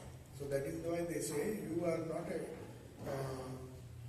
beginner now. It's like you have graduated to high school now, you don't need to study the alphabets. It is something like that, nothing more than that. But repeating loudly, and another thing is according to tantras, not according to other. There are other mantras which can be shouted loudly. In fact, they say Sri Ram, Jai Ram, Jai Ram. People just go on doing it loudly. There are some traditions which allow. But according to tantras, if it is repeated loudly, its power becomes, obviously it is at a lower level. It becomes very, very gross. And it doesn't have the same effectiveness. So you have to start from there, but don't end with Chittakasha. The mantra, when it is awakened, it will repeat itself in the Chidakasha. When it is awakened. Mantra Chaitanya, they call it mantra. Now, every mantra has a Chaitanya. So when you go on repeating, it's not that it can be experienced so easily, because right now we are struggling to deal with the Chittakasha, or mental waves. If it can do that, that is more than enough, at least in the beginning. But when it becomes spontaneous, you just, without any effort, it will repeat itself. That stage is known as ajapa japa. They call it in Christian tradition the prayer of the heart. When the heart, prayer of the heart means not that emotions are involved. Prayer of the heart means your consciousness has been awakened. So you may not verbalize it, but it repeats itself as a prayer. So when you say awakening, your mantra is awakened, that means it's a continuous japa that happens spontaneously. It may happen spontaneously. Yeah, it may happen. It usually happens spontaneously, but not in the beginning. In the beginning, you have to realize that this repetition is not just in the mental space. It has just transcended, and you feel it is a living mantra. That is why they ask you to use the form also, because name always goes with the form. So name and form. The form, if it is a bright form or a form which is full of light and illumination, then it helps. Though it may be physical light. But the idea of light, that is why do we pray to the sun in Gayatri Mantra? Buddhi, Om Bhur Bhuvasva, Tat Savitur. Savitur, why do you meditate? Because light is symbolic of knowledge. So it's not the physical light of the sun that we are worshipping, but it helps us to show that all the darkness of ignorance is removed by the sun. Otherwise, if the sun is not there, we will be tumbling, we don't see things properly, we don't understand things properly. So we need the sun to enlighten us. So it stands for Chidakasha, the sun symbol. But you can replace it with any god or goddess over whom you are meditating.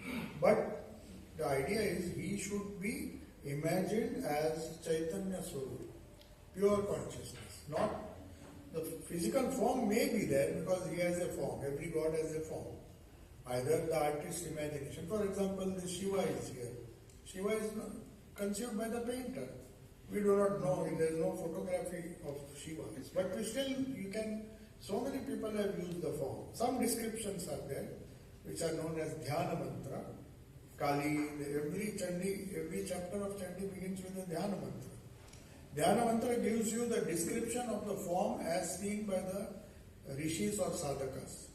So that form, when the mantra was awakened, when they repeated the mantra, they saw certain forms and they put it in. So they are very powerful Dhyana Mantras. We have Dhyana Mantra of Ramakrishna also. That the previous Thakur's birthday I explained. It's a long mantra, long stotra, but 3 verses we normally, Vivala Paramahamsam, Ramakrishna Bhajama. So each god or goddess has a Dhyana Mantra. So that helps. It is not the mantra that we should repeat, but it helps us to visualize the form, which great people who had awakened the mantra, they have seen it and they have put it in a descriptive form.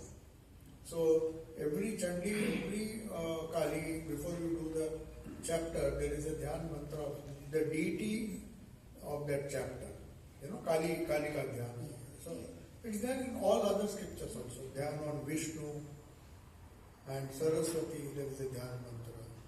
So they are not random, you can't just chant any Dhyan mantra. These are all Siddha mantras, Dhyana mantras, conceived by people who had real visions of the deity and then they put it on whatever description they saw. And if you meditate, it becomes easy to awaken the mantra.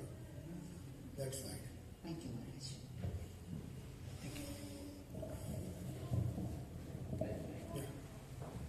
Yeah. Anybody else? Here. Maharaj, you described Mother as Shakti. You gave an analogy of the child going through the Mela and Mother is kind of just witnessing until we are tired. Not witnessing, she's taking. Taking us. He says, I want to go on that roundabout, he will. Yeah, so that is like until we are tired, this journey continues. So how then we hear about Mother's grace? How do we then invoke Mother's grace? Throughout there is grace. You see, when the child wanted something, the mother did. The child wanted something higher, mother had a capacity to give. That is grace. No, but grace in terms of them bringing us back home. Like we will. Yeah, ultimately bringing us back home. That is the highest grace. Yes. But even the lower things are grace. No? If a mother gives us a chocolate, that is also grace. No, but to invoke that higher grace as devotees, what is, how does that work? Oh, that will come spontaneously. You can't train for that. Because, you see, unless you are done with lower things, mother will say, why not just continue? That is the fun. She likes to play. Thakur used to say, she is playing this whole game. She doesn't want a child to go to college all of a sudden. She said, you be in the school, enjoy your game. But if somebody wants, if one is very keen and pesters the mother, I want to go home. Some children may be there who may say, I don't want to see the whole meal. I have seen enough, I am tired now. So her grace is she will take you back home. She will not say, no, you have to see everything. That the child has to decide. If it wants to see more, it says, good. That is also her grace. You see, the thing is, this is a very difficult, it is known as self-surrender, Sharanagati. So you just take whatever she gives, considering it to be her grace. That is one way. Second thing is like Thakur. If you don't give, I will kill myself. That child was different, not like us. Although we will realize after, maybe someday I will get realization by mother's grace. She is there. Right now I am happy. I will call you when I really want to go home. But Thakur wanted to go home immediately. So he prayed, he had some patience, he lost patience, and he said, now you either take me home or I'll... So then mother had to agree. So that is her grace. Sorry, anybody else wants to ask any question? Online question. We have some questions from... Online, okay. One question.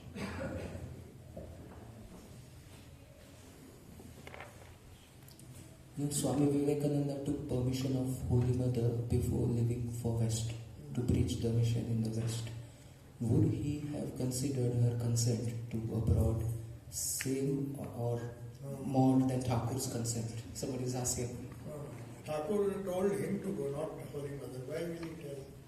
I mean, the question is, he took permission of Holy Mother to go abroad because Sri Ramakrishna pointed out to him. He did not point out to Holy Mother to go abroad. So why would he ask? And what would Holy Mother do? She could do much more sitting in India. Who will ask?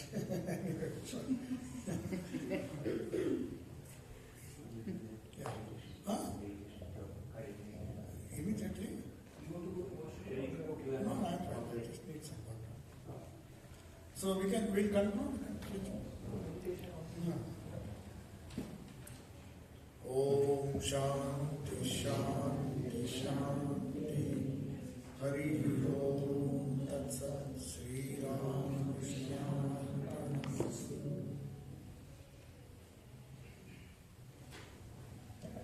So we'll have a little break, and after that we'll do a guided meditation.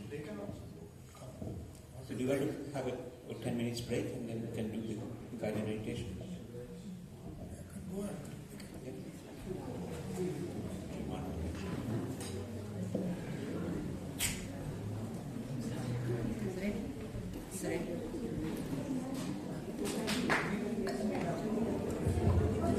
We will start the meditation in 5 minutes.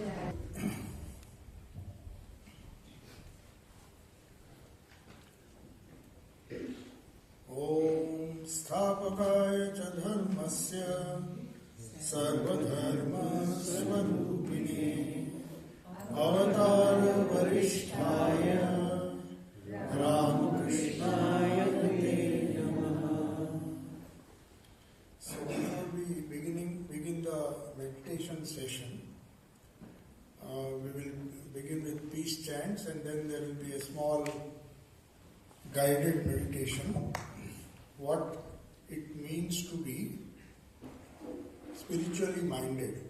So meditation is in the context of spiritual life, otherwise meditation has no purpose. But before that I got the whole question which was asked.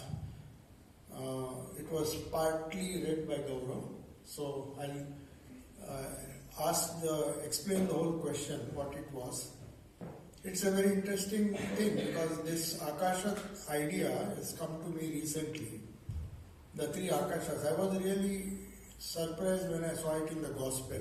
We read the Gospel so many times, great master and all the books, but we need to reread it again and again. Sometimes we miss these great things. We think Thakur has just mentioned these three, must have heard from someone. See, these three concepts of Mahakasha, Chittakasha and Chidakasha, they are very important to understand the idea of space. Idea of space is so important because, as you all know, we all live in space and time. If there is no space, there is no time. Of course, Einstein and others have proved this. Because within space, when we travel from one point to another point, there is some time that has elapsed. So they say time, space and causation. So causation is because of that. What has happened in the past gives rise to what will happen now. So whatever you have done in the past will have its effect now. The whole karma theory is based on time, space and causation. So this is accepted by Western philosophy, Indian philosophy. So this space becomes very important. Time we understand, Kala, based on which the whole philosophy of Shiva and Shakti are explained. Kala and Mahakala, which is Shiva, and Kali, Mahakali, one who controls Kali. So these are not ordinary imaginations of a poet, just describe Kali as a particular goddess.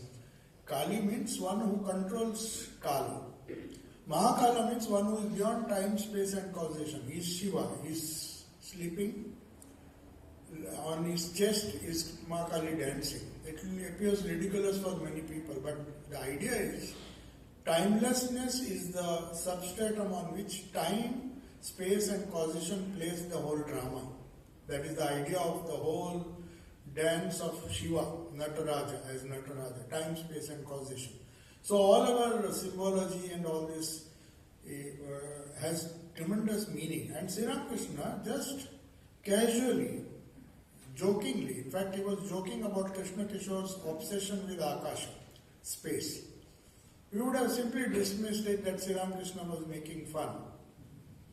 So, but Sri Ramakrishna immediately says there are three, do you know there are three spaces? Now how many of us even think, oh, space is space, finished. We don't even bother about three spaces, and Thakur tells us. So there is a deep significance, because when we are struggling to become spiritual, we are in Mahakasha most of the time. As one of the questions was asked here, how do we go from workplace to our meditative life, Chittakasha and then Chidakasha, deep meditation? How do we go from one space to another? We are always going. So in the same context, this question was asked, and it's an important question because mother, you see the question was, if it was read, I got the full question, that's why I can answer now. The question is, when Sri Ramakrishna came and appeared before Swami Vivekananda, obviously he was in Mahakasha, as all of us are. He was seeing, and suddenly he sees on the top of the ocean. I think you all know the incident. Why he went to America, why he went to the West. It is in this context this question was asked. He went to the West because he saw Sri Ramakrishna very clearly, not a hallucination. He saw Sri Ramakrishna is walking, pointing towards the West. That means you go there. But nothing was spoken. It is just a vision where he is just pointing out. So now the question was it in Mahakasha? It's a very interesting question, because if it is in Mahakasha, he would have seen him physically, he would have seen him. Most of the visions, now this applies to all the visions of Sri Ramakrishna or any other person. If it is a genuine vision, if it is not a hallucination. If it is a hallucination, it is in Chittakasha or even lower, Mahakasha, because our brains are deranged and we see things. The hallucination should not be confused with visions. Here, these type of visions, we don't believe, or people who have not attained to the Chidakasha or are not in that plane. I'm not saying Swami Vivekananda did not attain to that state. He saw a vision. If his mind was in that plane, one tuned with Chidakasha, then definitely I think he would have been convinced, oh, Sri Ramakrishna said I have to go. But he knew that I need to get confirmation of Holy Mother. The second part of the question was, why did he then write to Holy Mother, who was obviously in the Mahakasha? For us, she was living in the Mahakasha. This is to be understood very clearly. He did not ask Brahmananda or any Tom or any other person. He asked only Holy Mother, because he knew that Holy Mother was the only person after Sri Ramakrishna who could go from one plane to another, because she was Shakti herself. She could go from Mahakasha, go to Chittakasha, go to Chidakasha and give answers from there. That is why their answers are so precise. That's why Swami Vivekananda said, even I can't see the future, but if Sri Ramakrishna says something, I take his word for it, because his answers come from a plane beyond Chidakasha, even beyond Chidakasha. But because he could, of course, if he goes into meditation, Swamiji would have also intuitively understood it. But he was wondering, he was just having a slight doubt. So he said, if Holy Mother is alive, and he knew the significance of Shakti, he says, none of you have understood the power of Shakti, which is Holy Mother. You think she is just a wife of Sri Ramakrishna. No, she has come to fulfill his mission in a much powerful way, which Sri Ramakrishna himself told, I have done very little, you have to do much more. In that context, if you see, even though he was convinced Sri Ramakrishna's vision was a genuine vision, it has come definitely when Sri Ramakrishna says. If he had said it verbally, perhaps coming down to this plane, there would have been no place for any doubt. But since he was hesitating, maybe to show to the world, he said, let me get confirmation. So the confirmation, of course, came in the Mahakasha, because he waited for the letter. Because, you see, he waited. They had booked the ticket also. He said, no, please cancel the ticket. I will not go. And naturally, post, it goes to Jairam Bhatti, he sends a letter, and then somebody reads out to Holy Mother, then Holy Mother answers. And definitely Holy Mother, he knew, would answer from the same plane as Sri Ramakrishna, beyond Chidakasha. So her confirmation means final. So that is the question. So that is how this question was asked, because these things we do not understand how their minds work. What Akasha means to Thakur, what Akasha means to Ma, what Akasha means to other disciples, and what Akasha means to us. We are still struggling at the Mahakasha level. If we are very lucky, if we do our sincere spiritual practices, maybe we can go to Chittakasha level. But how many of us can say, if somebody tells us, do this, do we have 100% faith? Somebody was asking just now whether Shraddha, Rakal was asking, Sharanagati, does it come if there is Shraddha? Yes, obviously. If 100% Shraddha is there in the Ishta, then you have Sharanagati. Total, whatever happens by the grace of the Lord, whom I believe. If I have 100% Shraddha, that means we are 100% sure that the messages that come to us are coming from Chittakasha. That is why they say, when you pray deeply, many times you will find, Holy Mother's, today the reading was done. He says you go and pray in a corner and then wait for the right answer. Sometimes it may not be clear. You may not have Shraddha. Oh, is it my imagination? If it happens to Vivekananda, that is it my imagination that I should go to the West? If I want to go to the West, as Thakur says, is it a real vision? From which Akasha, which plane? Obviously, he is not in Mahakasha. He is neither in Chittakasha. It is not his mental imagination. He is seeing. So that has to be Chidakasha, obviously.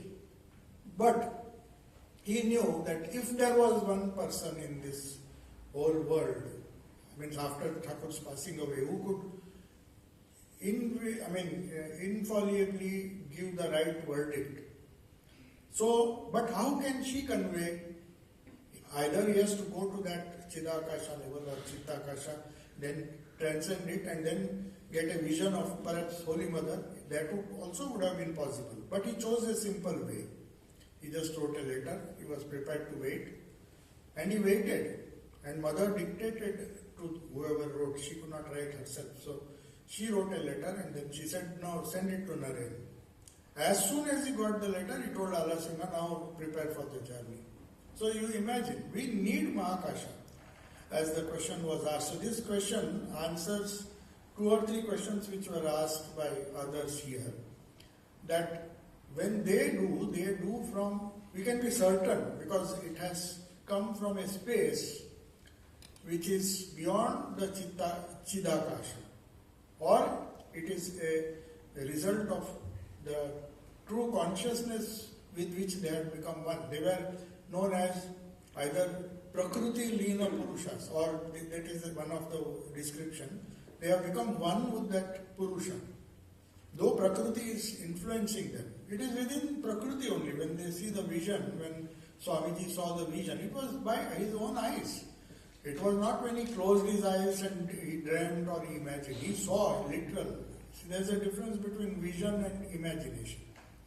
He saw the vision, Thakur is pointing out very clearly, go there, go there.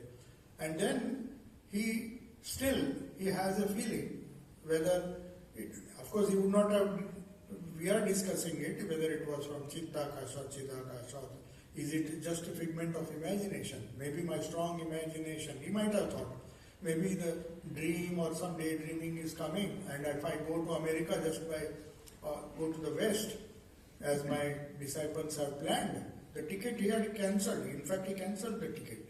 He said, let me be sure. So the only way he could be sure is to go to the level of Mahakasha, that is, write a letter, which of course went through space. Physically it was sent. Physically it was received, but the answer was not physical. We would have answered physically, okay, you think, you decide whether you want to go or not. We will give all answers based on Mahakasha, practicability of going to the West. What will you do? What will you do? So many things. He was uncertain. When he went, he was in fact not sure what he wants to do. So who will take the foolish step of just sitting in a ship and going to America? So naturally we don't plan in Mahakasha. So when we are not certain of what we do in the gross world, we go to Chitta-kasha. We do some rational thinking. If I go there, what will the purpose? But even that is an imperfect answer. So you have to rely on somebody who can intuitively give us the answers. So in a way, yes, Swami Vivekananda had the capacity, as he himself said, by Thakur's grace I have the capacity, but I seldom use it, and it's not always. But he says, my judgment or my faith or belief in Sri Ramakrishna's words are infallible, because they were infallible. If Mother had said something, if Thakur has said something, I know for certain it is not from Mahakasha nor from his figment of his mind. He is telling these from the intuitive level, highest level, from which he can tell you, do this, do that. And he says, till now, whatever Sri Ramakrishna said has come true, 100%. So he said, I sometimes doubt my own capacity to judge people or judge things or plan for the future. But if Sri Ramakrishna has said, he says, I am very, very fanatical about that. If Sri Ramakrishna has said, Raja Maharaj is, Rakhal is, Raja can rule a kingdom. If he says that, that means he can rule and he has to become the president. He didn't even think. Said that Thakur has said he has made him the king. So Rakhal Maharaj, immediately he gave the name Raja Maharaj, because Thakur said he has the buddhi or a capacity of a king. So if he wants to be the president of the whole order, he has to be like a Raja. So he immediately gave him Raja Maharaj and made him the first president of the order, just because Thakur said this. If he had used his own imagination, he would have thought, who is capable, who is not capable. Then we use our own limited intellect, own mind. So that is the idea behind these three levels. From what levels? So this question which was asked and the two subsequent questions which they asked, they are to be answered from this level. We do our best. We answer all the questions based on Mahakasha, the practical situation. And we think we are very practical. It's good. For us, that is the only way. At the most, we will go to the Chitta-kasha level, give it a thought. Some people will not give it a thought, they will just act, depending on practical wisdom. Oh no, this has happened, you do this. Then we, even if it is wrong, we don't mind. But Chitta-kasha means we will just deliberate, use our buddhi a little bit, because our buddhi has been enlightened. Our wisdom teaches us, don't take an immediate decision. See the pros and cons, go at the Chitta-kasha level, let the mind be steady, calm and peaceful. And then you take a decision. Even that may be wrong. But only if we go to Sri Ramakrishna's level, He could see everything so clearly, he knew what will happen in the future, what Swami Vivekananda will do. So he is not asking him to go by planning like us, what he will do, what he should do. He just says you go, because he knows this is what will happen. Parliament of religions will be arranged for him. He will succeed. Whatever purpose of his life till he entered into Mahasamadhi, that also was decided by Thakur. He knew that when he knows who he is, he will give up this body. That also he knew. So everything was seen from that highest level. So in that way, this question and all the other questions should be understood. So now we will start the session on meditation. We begin with a prayer. I'll just read this prayer. Normally in the West, this is a universal prayer, which is the meaning of all the mantras. It is something similar to Gayatri, but it is a Rigvedic prayer. Om Asato Ma Sadgamaya. O Lord, the meaning is, from the phenomenal world of unreality, that is temporary nature of Prakriti, make me go towards the reality of the eternal self. Make me go from Prakriti to Purusha, from the changing to the unchanging. Asatoma Satgamaya, towards Sat or Satchidananda. Tamasoma Jyotirgamaya. Tamasa means darkness. From the darkness of ignorance or avidya, make me or lead me towards the light, that is spiritual knowledge. So, Asatoma Sadgamaya, Tamasoma Jyotirgamaya. Jyoti means spiritual light. Mrityorma Amrutam Gamaya. From the world of change or mortality, world of mortality means that which is changing, that which is born, maintains itself and dies. So this is the world of mortals. Mrityu, from Mrityu, let me go to Amrutam, means where there is no death. From the world of mortality, of material attachment, make me go or lead me towards the world of immortality, of Shuddha Chaitanya or self-realization. So now we will begin our guided meditation. I am not reading the Sanskrit, though it is from the Upanishad, so it will take more time. So I will just read these verses and we will silently meditate on the meaning of that. This is from Kathopanishad. I can chant this, but I will explain the meaning. Om Paranchikhani Vyadrunat Swayambhu Tasmat Parang Pashyati Nantaratman Avrutta Chakshu Amrutatvam Ichcham Kaschit Dhira Antaratmanamakshat Avrutta Chakshu Amrutatvam Ichchan.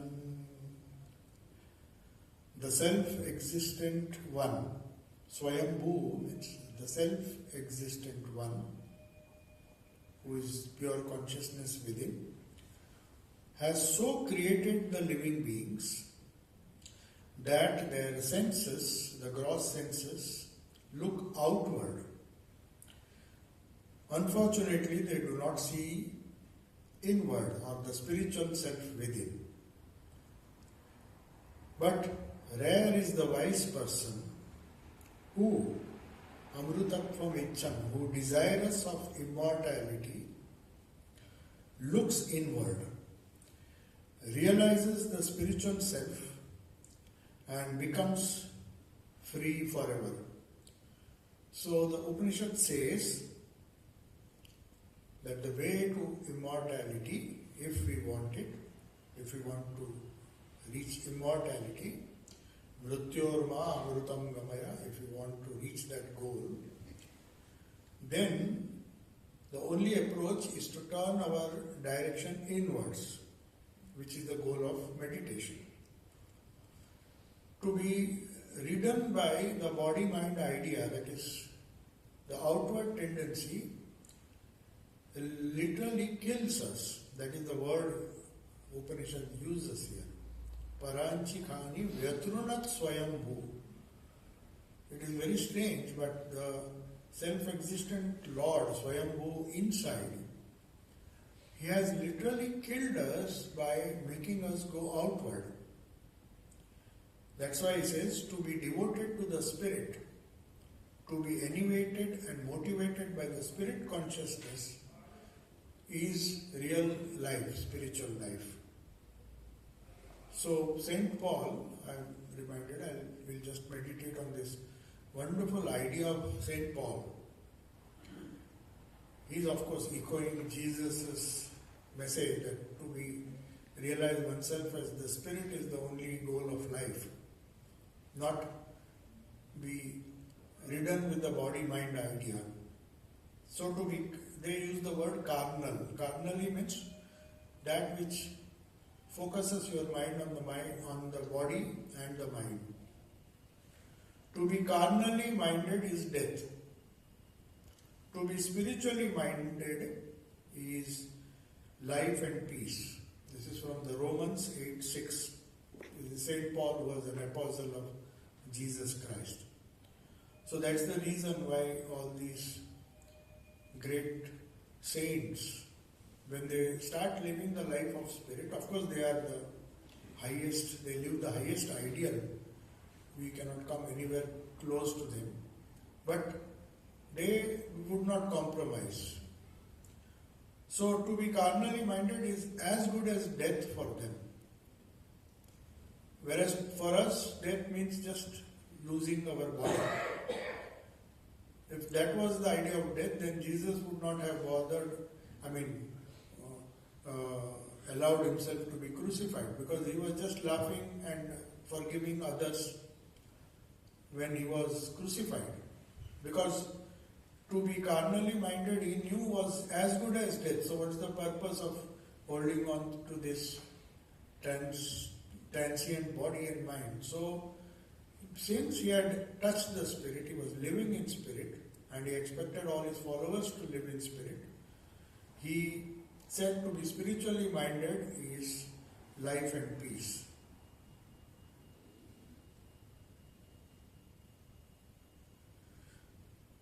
Now the next verse is from Shvetashvatara Upanishad. This is the famous chant which Swamiji chanted in his paper on Hinduism.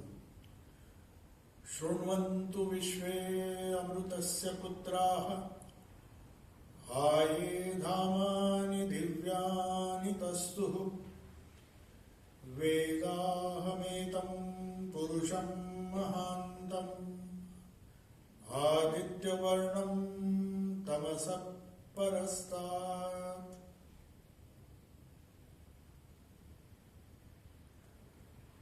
Hear me, O children of immortal bliss, those who dwell in this universe, those that dwell in the worlds beyond. Hear me. I have realized that Supreme Being, the self-effulgent one, beyond all darkness, resplendent like the golden sun. By knowing Him alone, one goes beyond death. There is no other way out of death.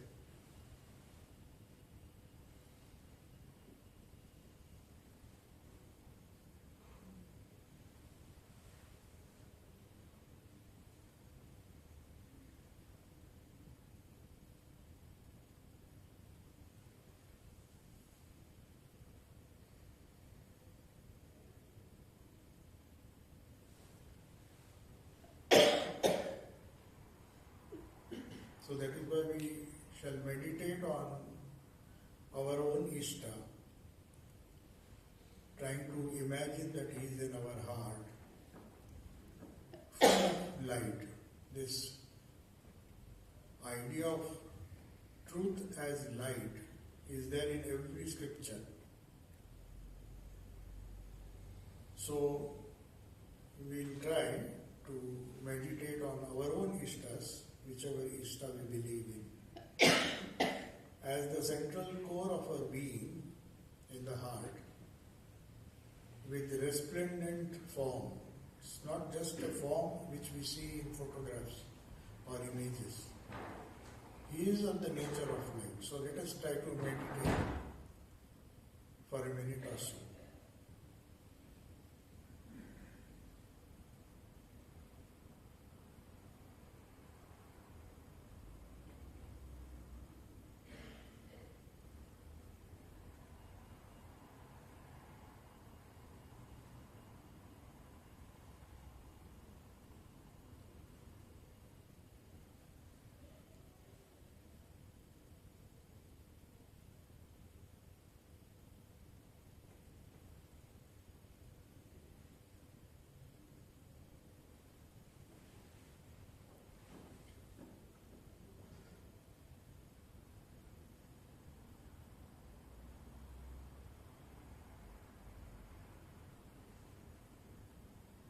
Now let us see how this meditation on the light will take us from death to immortality. What does it mean? It's very important. Mrityorma amrutam gamaya. It is a verse which we chant. So what does it mean? Because according to the first verse, paranchikani vetrunat swayambhu tasmat paran pashati na antaratman na pratyagatman kaschid dhira antaratmanam aikshat avrutta chakshu amrutatvam icchan. So he desires immortality. What do you mean by that? What is desiring immortality mean? Because we forget the spirit, the true spirit which is immortal within, and focus our mind outside, because that is how the God has created us and literally killed us. That's why St. Paul says to be carnal is to be dead, or it's as good as death. So, why are we mortal? Because when we look outward, if we can't focus our mind inward in the immortal spirit, we become subject to hunger, thirst, growth, decay, birth, death. And from that, even thinking of that gives sorrow and misery. But there is only one way, according to Kathopanishad, Antaratmanamikshat, Kaschid Dhiraha. Some wise people, they believe that there is a way out of this mortal existence to immortality. Many try, many reach the goal, but most of them, at least they begin their journey. Maybe ultimately they will reach it, but at least one has to begin. Kaschid Dhira, wise, steady persons. So when we withdraw our thoughts, the only way we can reach the immortal self within is to withdraw our thoughts, that is, go into our Chitta Akasha, and gather all our scattered feelings, scattered because that is how we are designed. The senses are scattering it. Eyes are showing something, ears are showing something. So only when we meditate, we are in touch with the real self. Temporarily we say, we have done enough of this going outside. Now, when I meditate, at least let me go in and see what is there. When we gather our scattered feelings and ideas and concentrate them on the spirit within, as full of light, because that is the only thing we can imagine, then we realize the spiritual self and become immortal.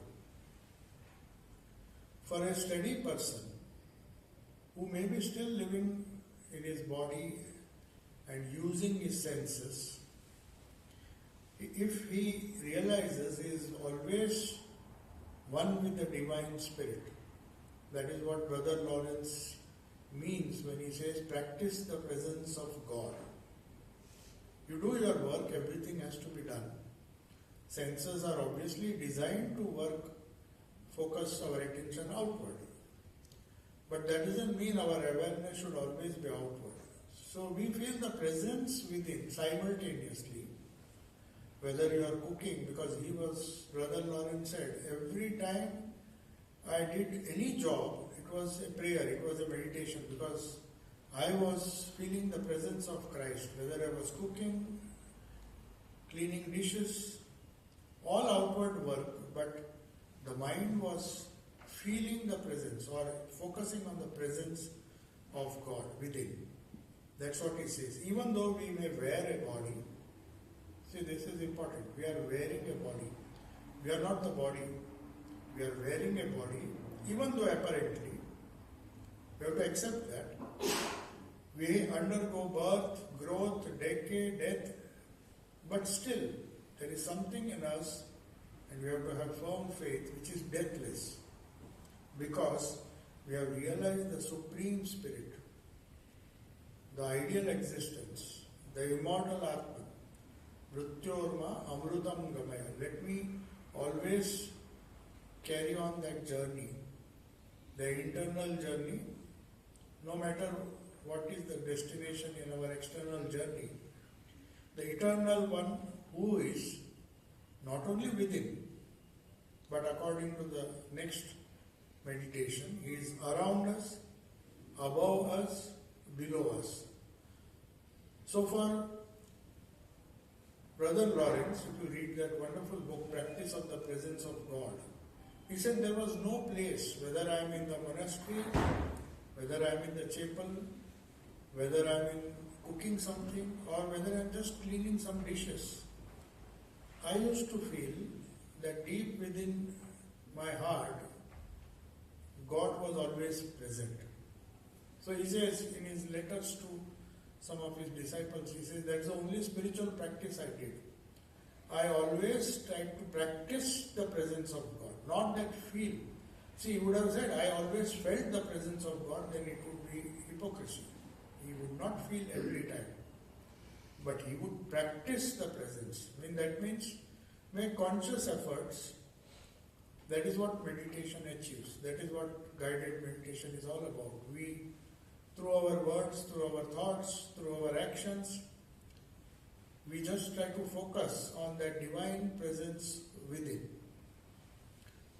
which does not change, which alone leads us to immortality. Tamaso ma jyotirgamaya. Jyoti means full of light, which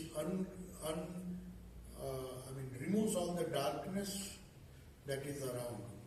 And also, Mrityorma Amrutam Gamaya. So that is the first meditation on to be spiritually minded is real life. Now, the second thoughts from the Rig Veda. This is Gayatri Mantra, which is from the Rig Veda. Om Bhur Bhuvasvaha Tatsavitur Varenyam Bhargo Devasya Dhimahi Dhiyo Yona Prachodayat. The meaning is, we meditate on the sublime radiance of the effulgent being, the indwelling controller and sustainer of all the worlds. May he inspire our thoughts.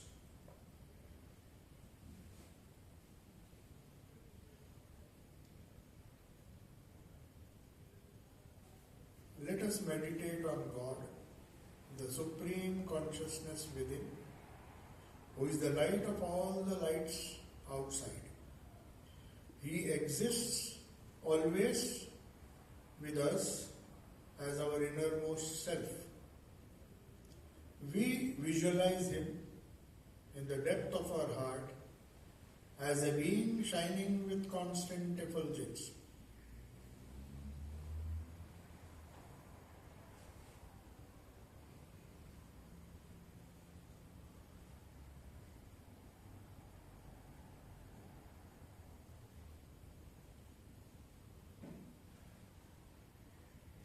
Another useful meditation is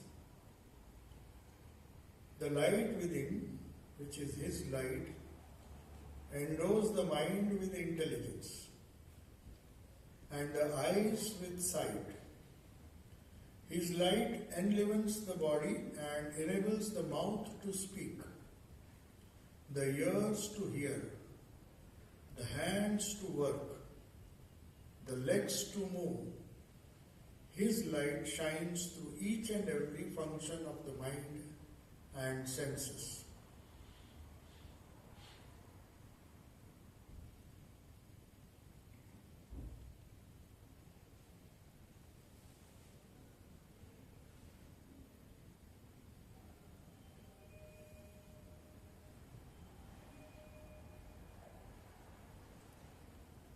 When we meditate on such an effulgent and living presence within, we enter into a realm of light where there is no darkness, no confusion, no shadow of death. Our fears and sufferings vanish, our doubts and delusions dissolve in that light, and all our bondages shatter. We attain eternal life. We find ourselves free, illumined, and blissful.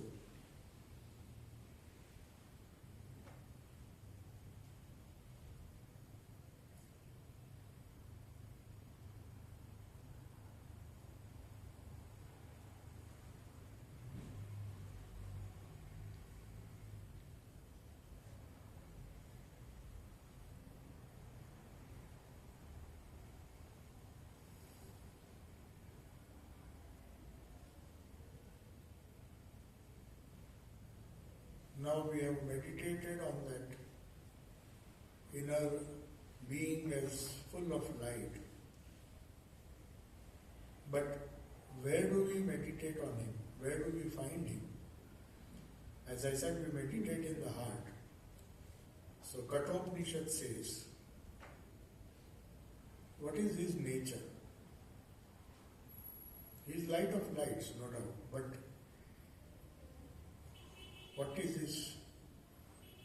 what space does He occupy? Since we are used to living in time, space and causation, meditation helps us to just forget time for the being, for the time being. And we think of a space. As I said, there are three spaces: Mahakasha, the space outside the world that we see, the space in the mind, Chittakasha, and Chidakasha, the space which is full of the light of consciousness, Chit Akasha. So there is a verse in the Kathopanishad which indirectly helps us to find this space. Just saying the heart is not enough. He says, He is finer than the fine. Whatever we can imagine, however fine it is, He is still finer than that. He is greater than the great. The self that dwells in the heart of every living being. One who is free from desires, with the senses and mind tranquil. The senses and mind have to be calmed down. Then only we can locate that space. Physically, we may think of the Mahakasha in the heart, but only when you go to the transcend the Chittakasha and go to the Chidakasha, you reach there. So it is true that the Supreme Lord is present everywhere. We just mentioned it. He is above, He is below, He is everywhere.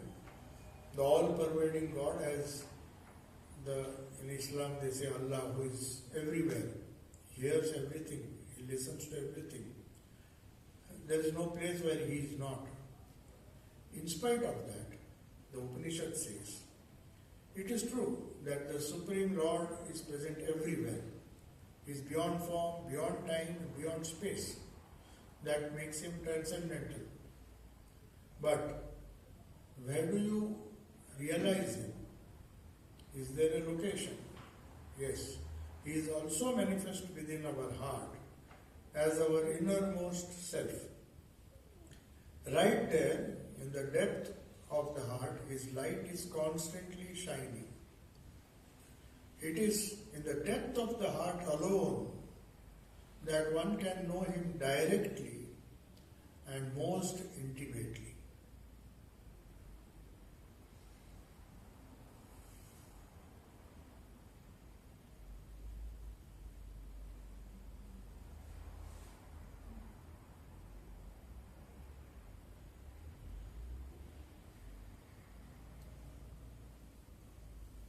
So how do we visualize? What does that light do? Another Upanishad says, we visualize the light of consciousness within our heart, our innermost self, the eternal changeless spirit that witnesses all the changes of our body and the mind. In our waking state, in our dream state, and in the deep sleep state, it shines with a constant effulgence that never flickers or never gets dim.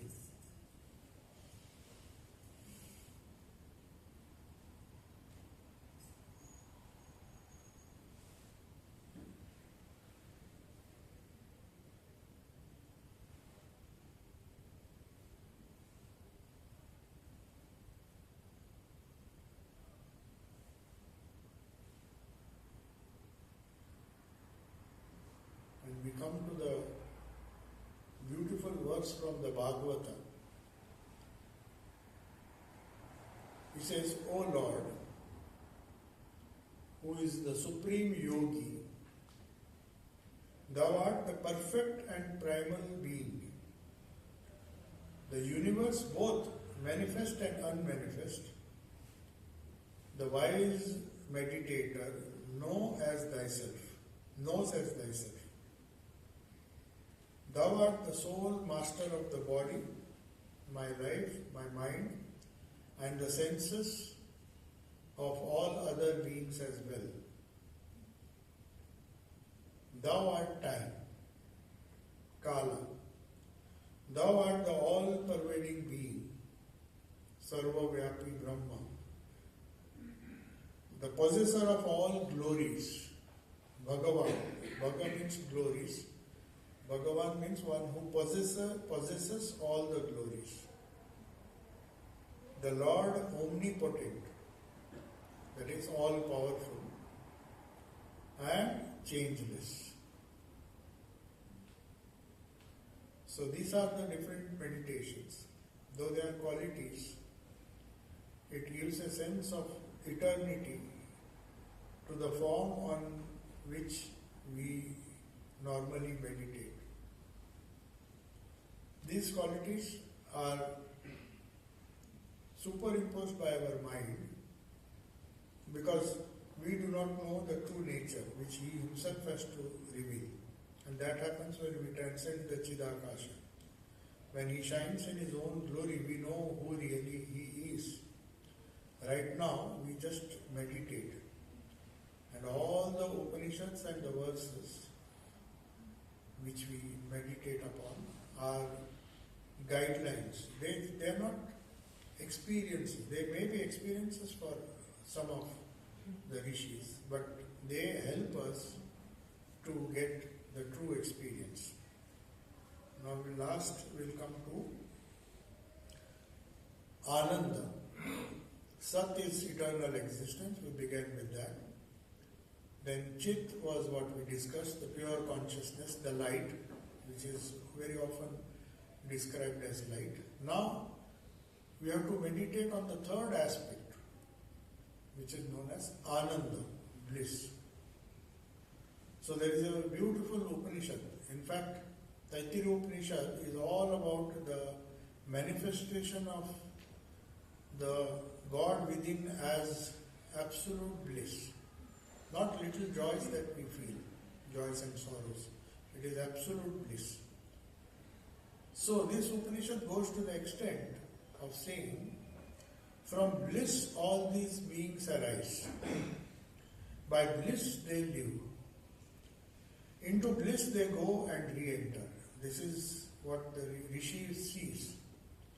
He doesn't see as anything painful because he has realized the unchanging spirit, the Chaitanya within. So he says, they have come from bliss. They live in bliss. And they will merge into bliss. Verily, Brahman is bliss. Chidananda Rupa, Shivoham, Shivoham. Shiva is of the nature of Chit, pure consciousness, and Ananda. Chit Ananda Rupa, Shivoham. I am that bliss, I am that pure consciousness. So when we meditate on this, the consciousness within, which is hidden, slowly awakens. That is the goal of spiritual life. One who experiences once the bliss of Brahman, beyond words and thoughts, has nothing to fear, because there cannot be any fear. He has already become one with that bliss, which cannot be disturbed by anything. There is bliss in the heart of each and everything. Bliss is the very essence of the universe. The supreme bliss is pure and transcendental. Because there is no misery, no pain, no fear, no turmoil of the world can disturb it. And this bliss, according to the Mahavakya, is known as Prajnanam Brahma. That Brahman which is Ananda is also pure consciousness, because that alone will give you unalloyed bliss. So there is a beautiful verse, Madhuvata Ritayate Madhuksharanti Sindavaha.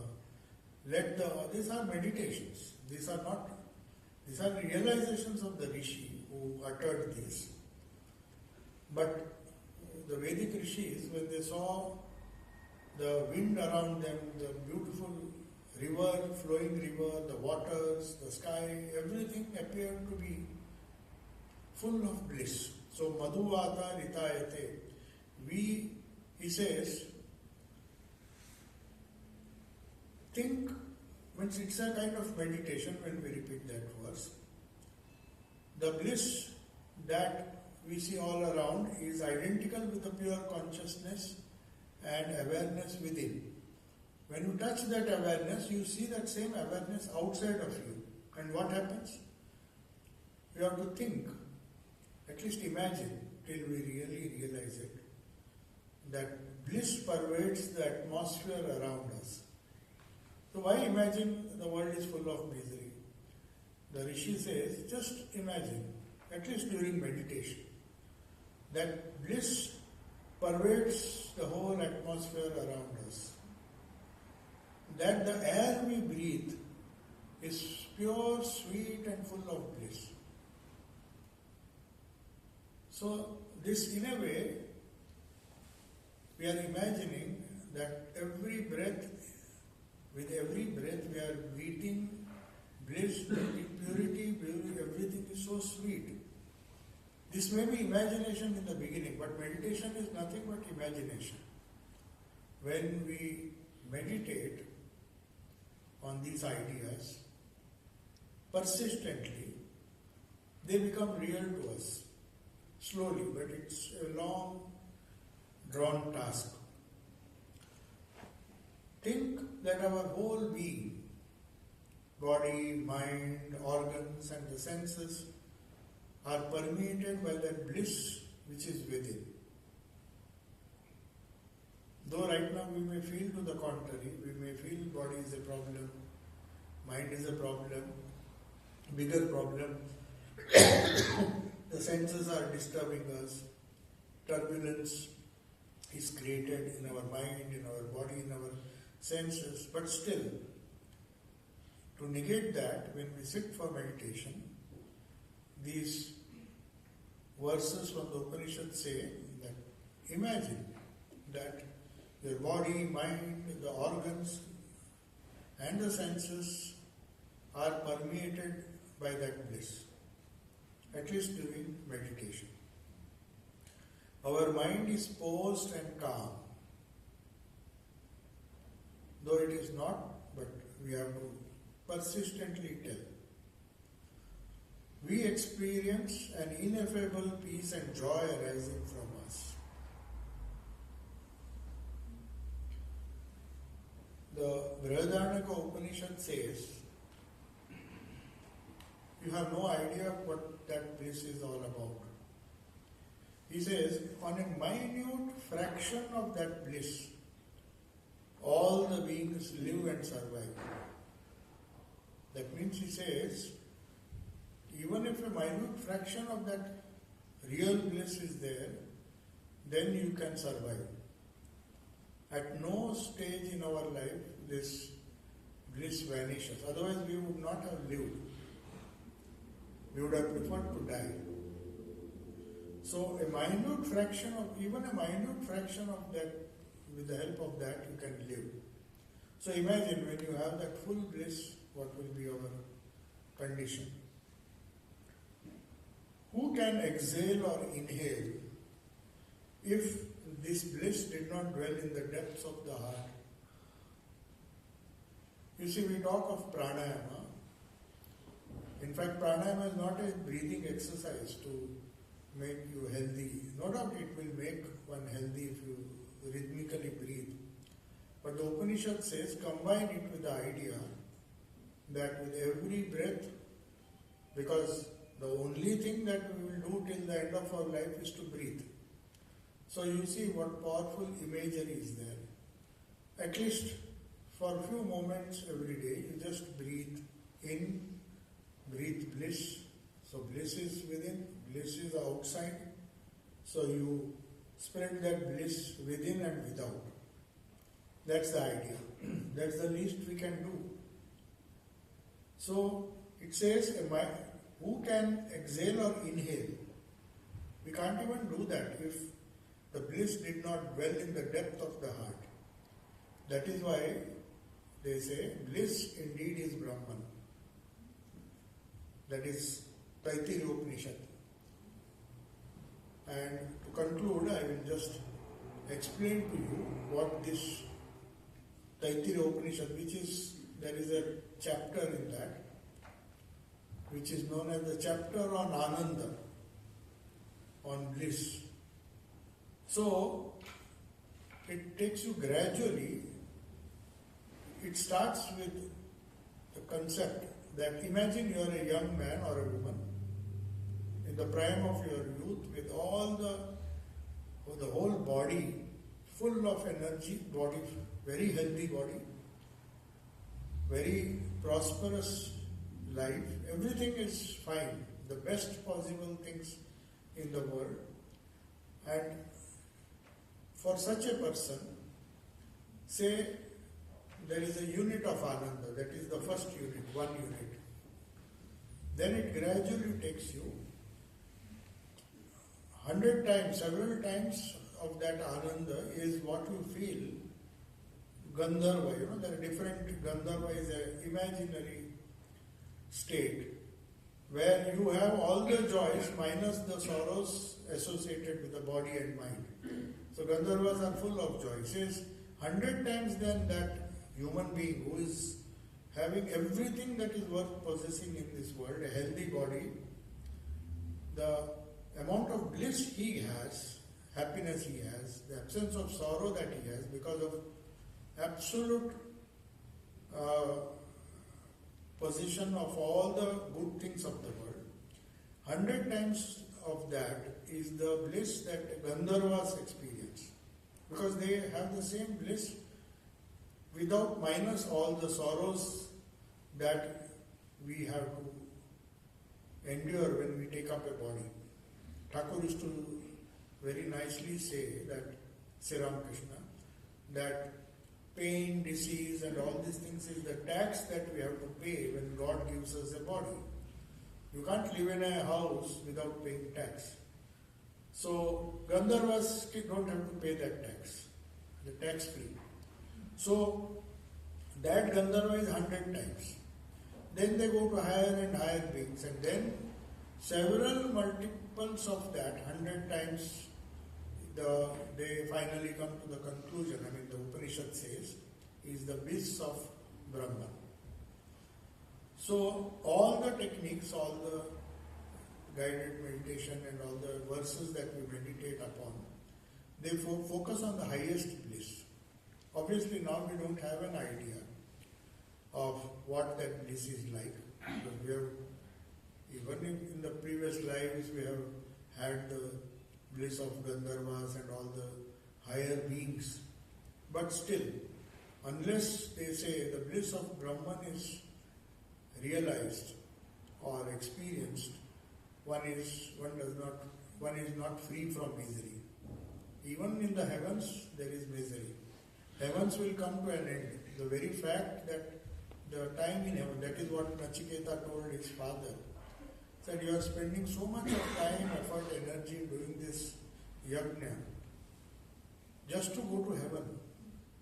Why do you want to go to heaven? Because anyway you have to come down when your papa or punya is exhausted. So that is also limited. That bliss you may get if you go to heavens is also temporary. So Taittiriya Upanishad slowly tells us, if you meditate on the highest immortal self, which is of the nature of pure consciousness and full of bliss, within, bliss outside, even for a fraction of a second when we meditate, we slowly get a very, very brief idea. You see, you have to remember, these are not stages that we will immediately realize when we utter these verses. We have to think deeply, at least take some time out. The Upanishads are meant for that. Take one verse. When we meditate on these things, or these immortal verses, even though we may understand only a fraction or experience only a fraction of what the truth says, that itself is a wonderful experience. That is what guided meditation is all about. So we'll just try to say the Gayatri Mantra once again, because that is a very complete mantra. The essence of all mantras are there. So I'll just recite and try to imagine, explain the meaning in the beginning, that is meditation on the Gayatri. Om Bhurvasvaha Tatsaviturvarenyam Bhargo Devasya Dhimahi Dhiyo Yonam Prachodayat.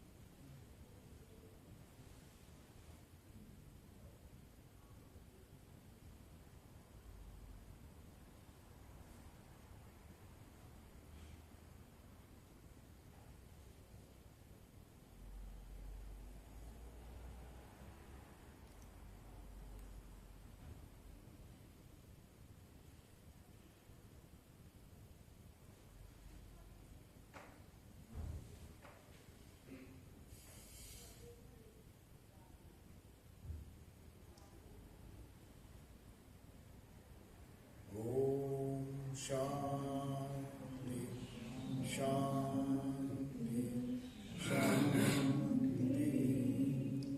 Hari Om Tat Sat. Sri Ramakrishna Varnamastu.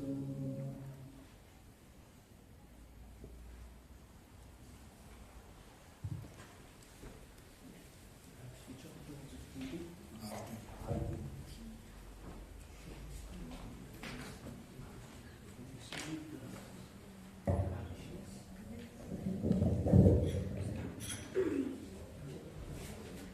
Now Maharaj will do the arti, and after that, or during that, we will ask Mr. Steve Weber to do an English translation as well. Will you sing as well? Okay. All right. Gaurav will sing and Mr. Steve Weber will do the translation.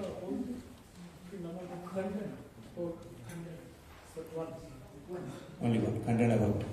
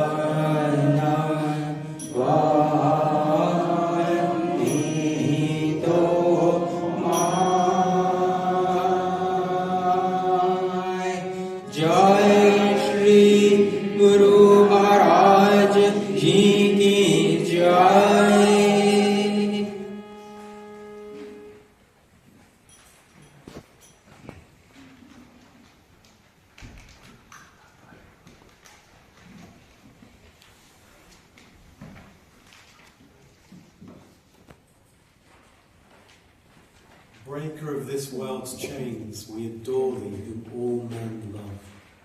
Spotless, taking man's form, O purifier, thou art above the gunas three, knowledge divine, not flesh, thou whom the cosmos wears, a diamond at its heart. Let us look deep in thine eyes, they are bright with the wisdom of God, that can wake us from Maa's spell. Let us hold fast to thy feet, treading the waves of the world to safety. O drunk with love, God-drunken lover, in thee all paths of all yogas meet. Lord of the worlds, thou art ours, who were born child our time, easy access to us.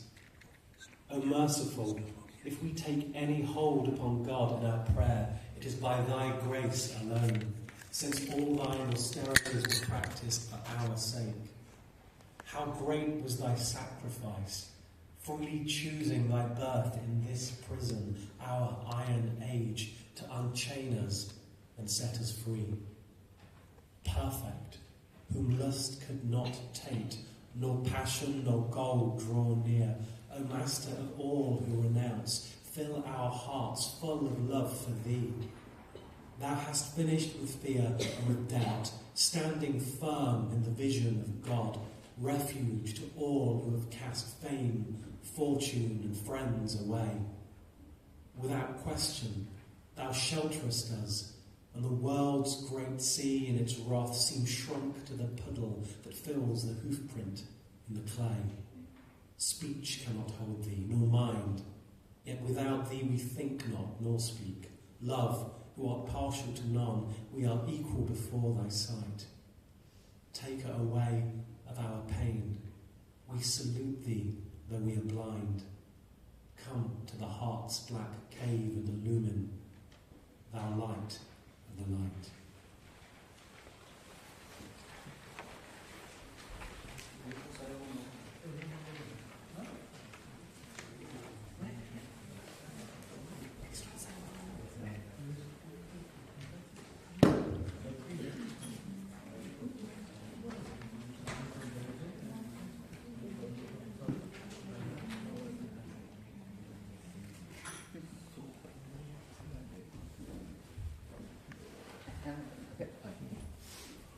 Hymn number 2, Om Sarvamangala Mangala.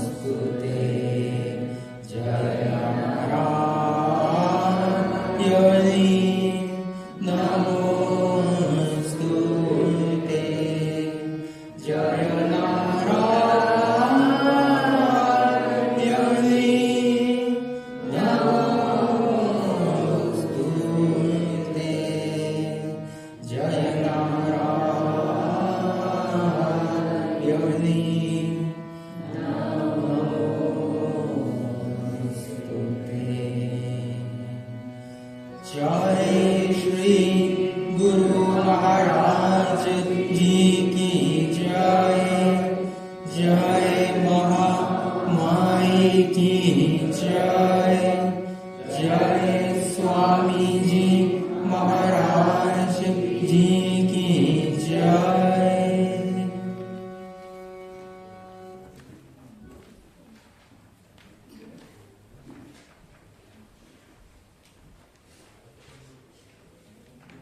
To you, the source of all auspiciousness, O Mother Divine, we offer our salutations. To you, O Mother, who accomplish every object and are the giver of refuge, we offer our salutations. To you, who are eternal and whose power creates, sustains and destroys the universe, we offer our salutations. You are the substratum and embodiment of the gunas. O Mother, you are the saviour of the dejected and oppressed. We take refuge in you. It is you who remove the sufferings of all. Victory to the Divine Mother. Salutations to you. Salutations to you.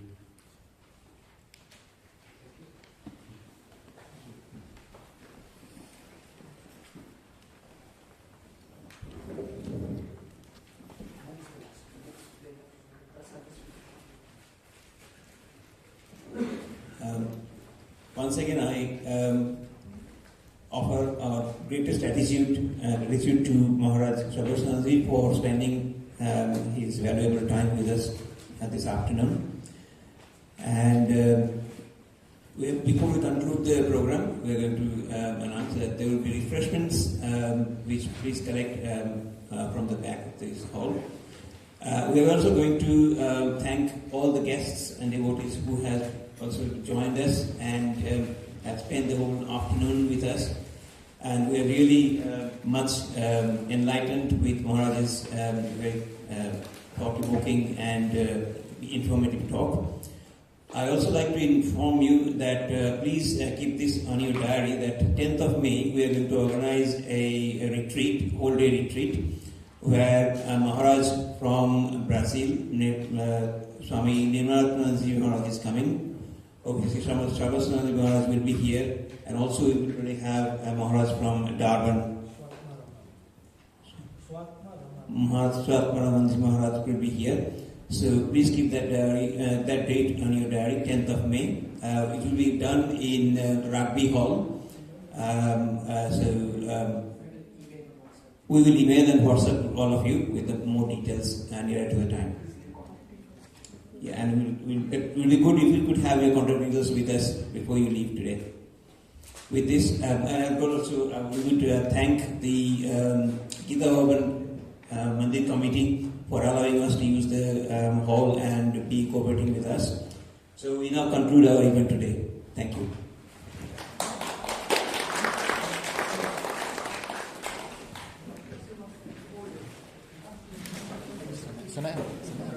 Remove your glasses. Sit there. Sit there. Remove your glasses.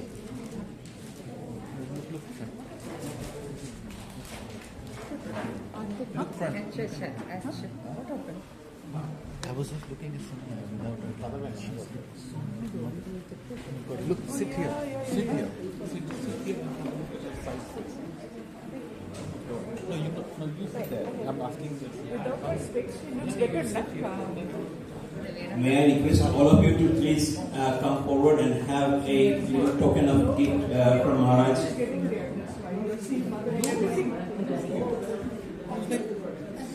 Actually, we are very grateful that Sharon has handmade these bookmarks. So it is really a great pleasure for us to be offered that bookmarks from Maharaj. Thank you.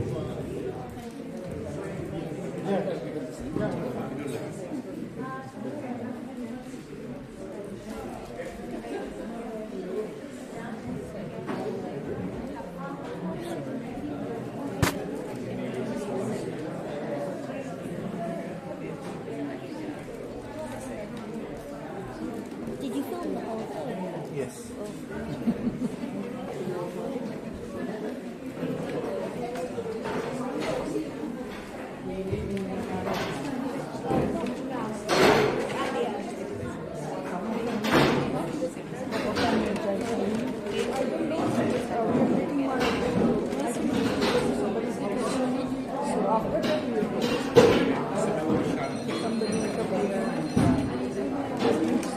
Oh,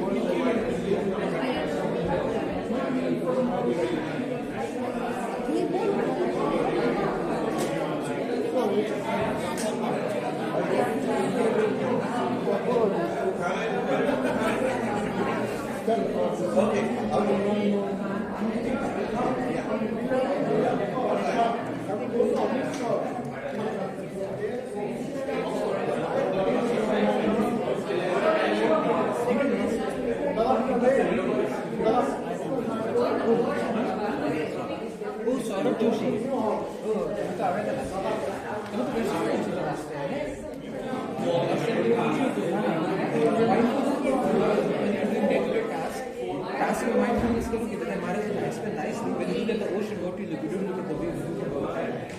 Study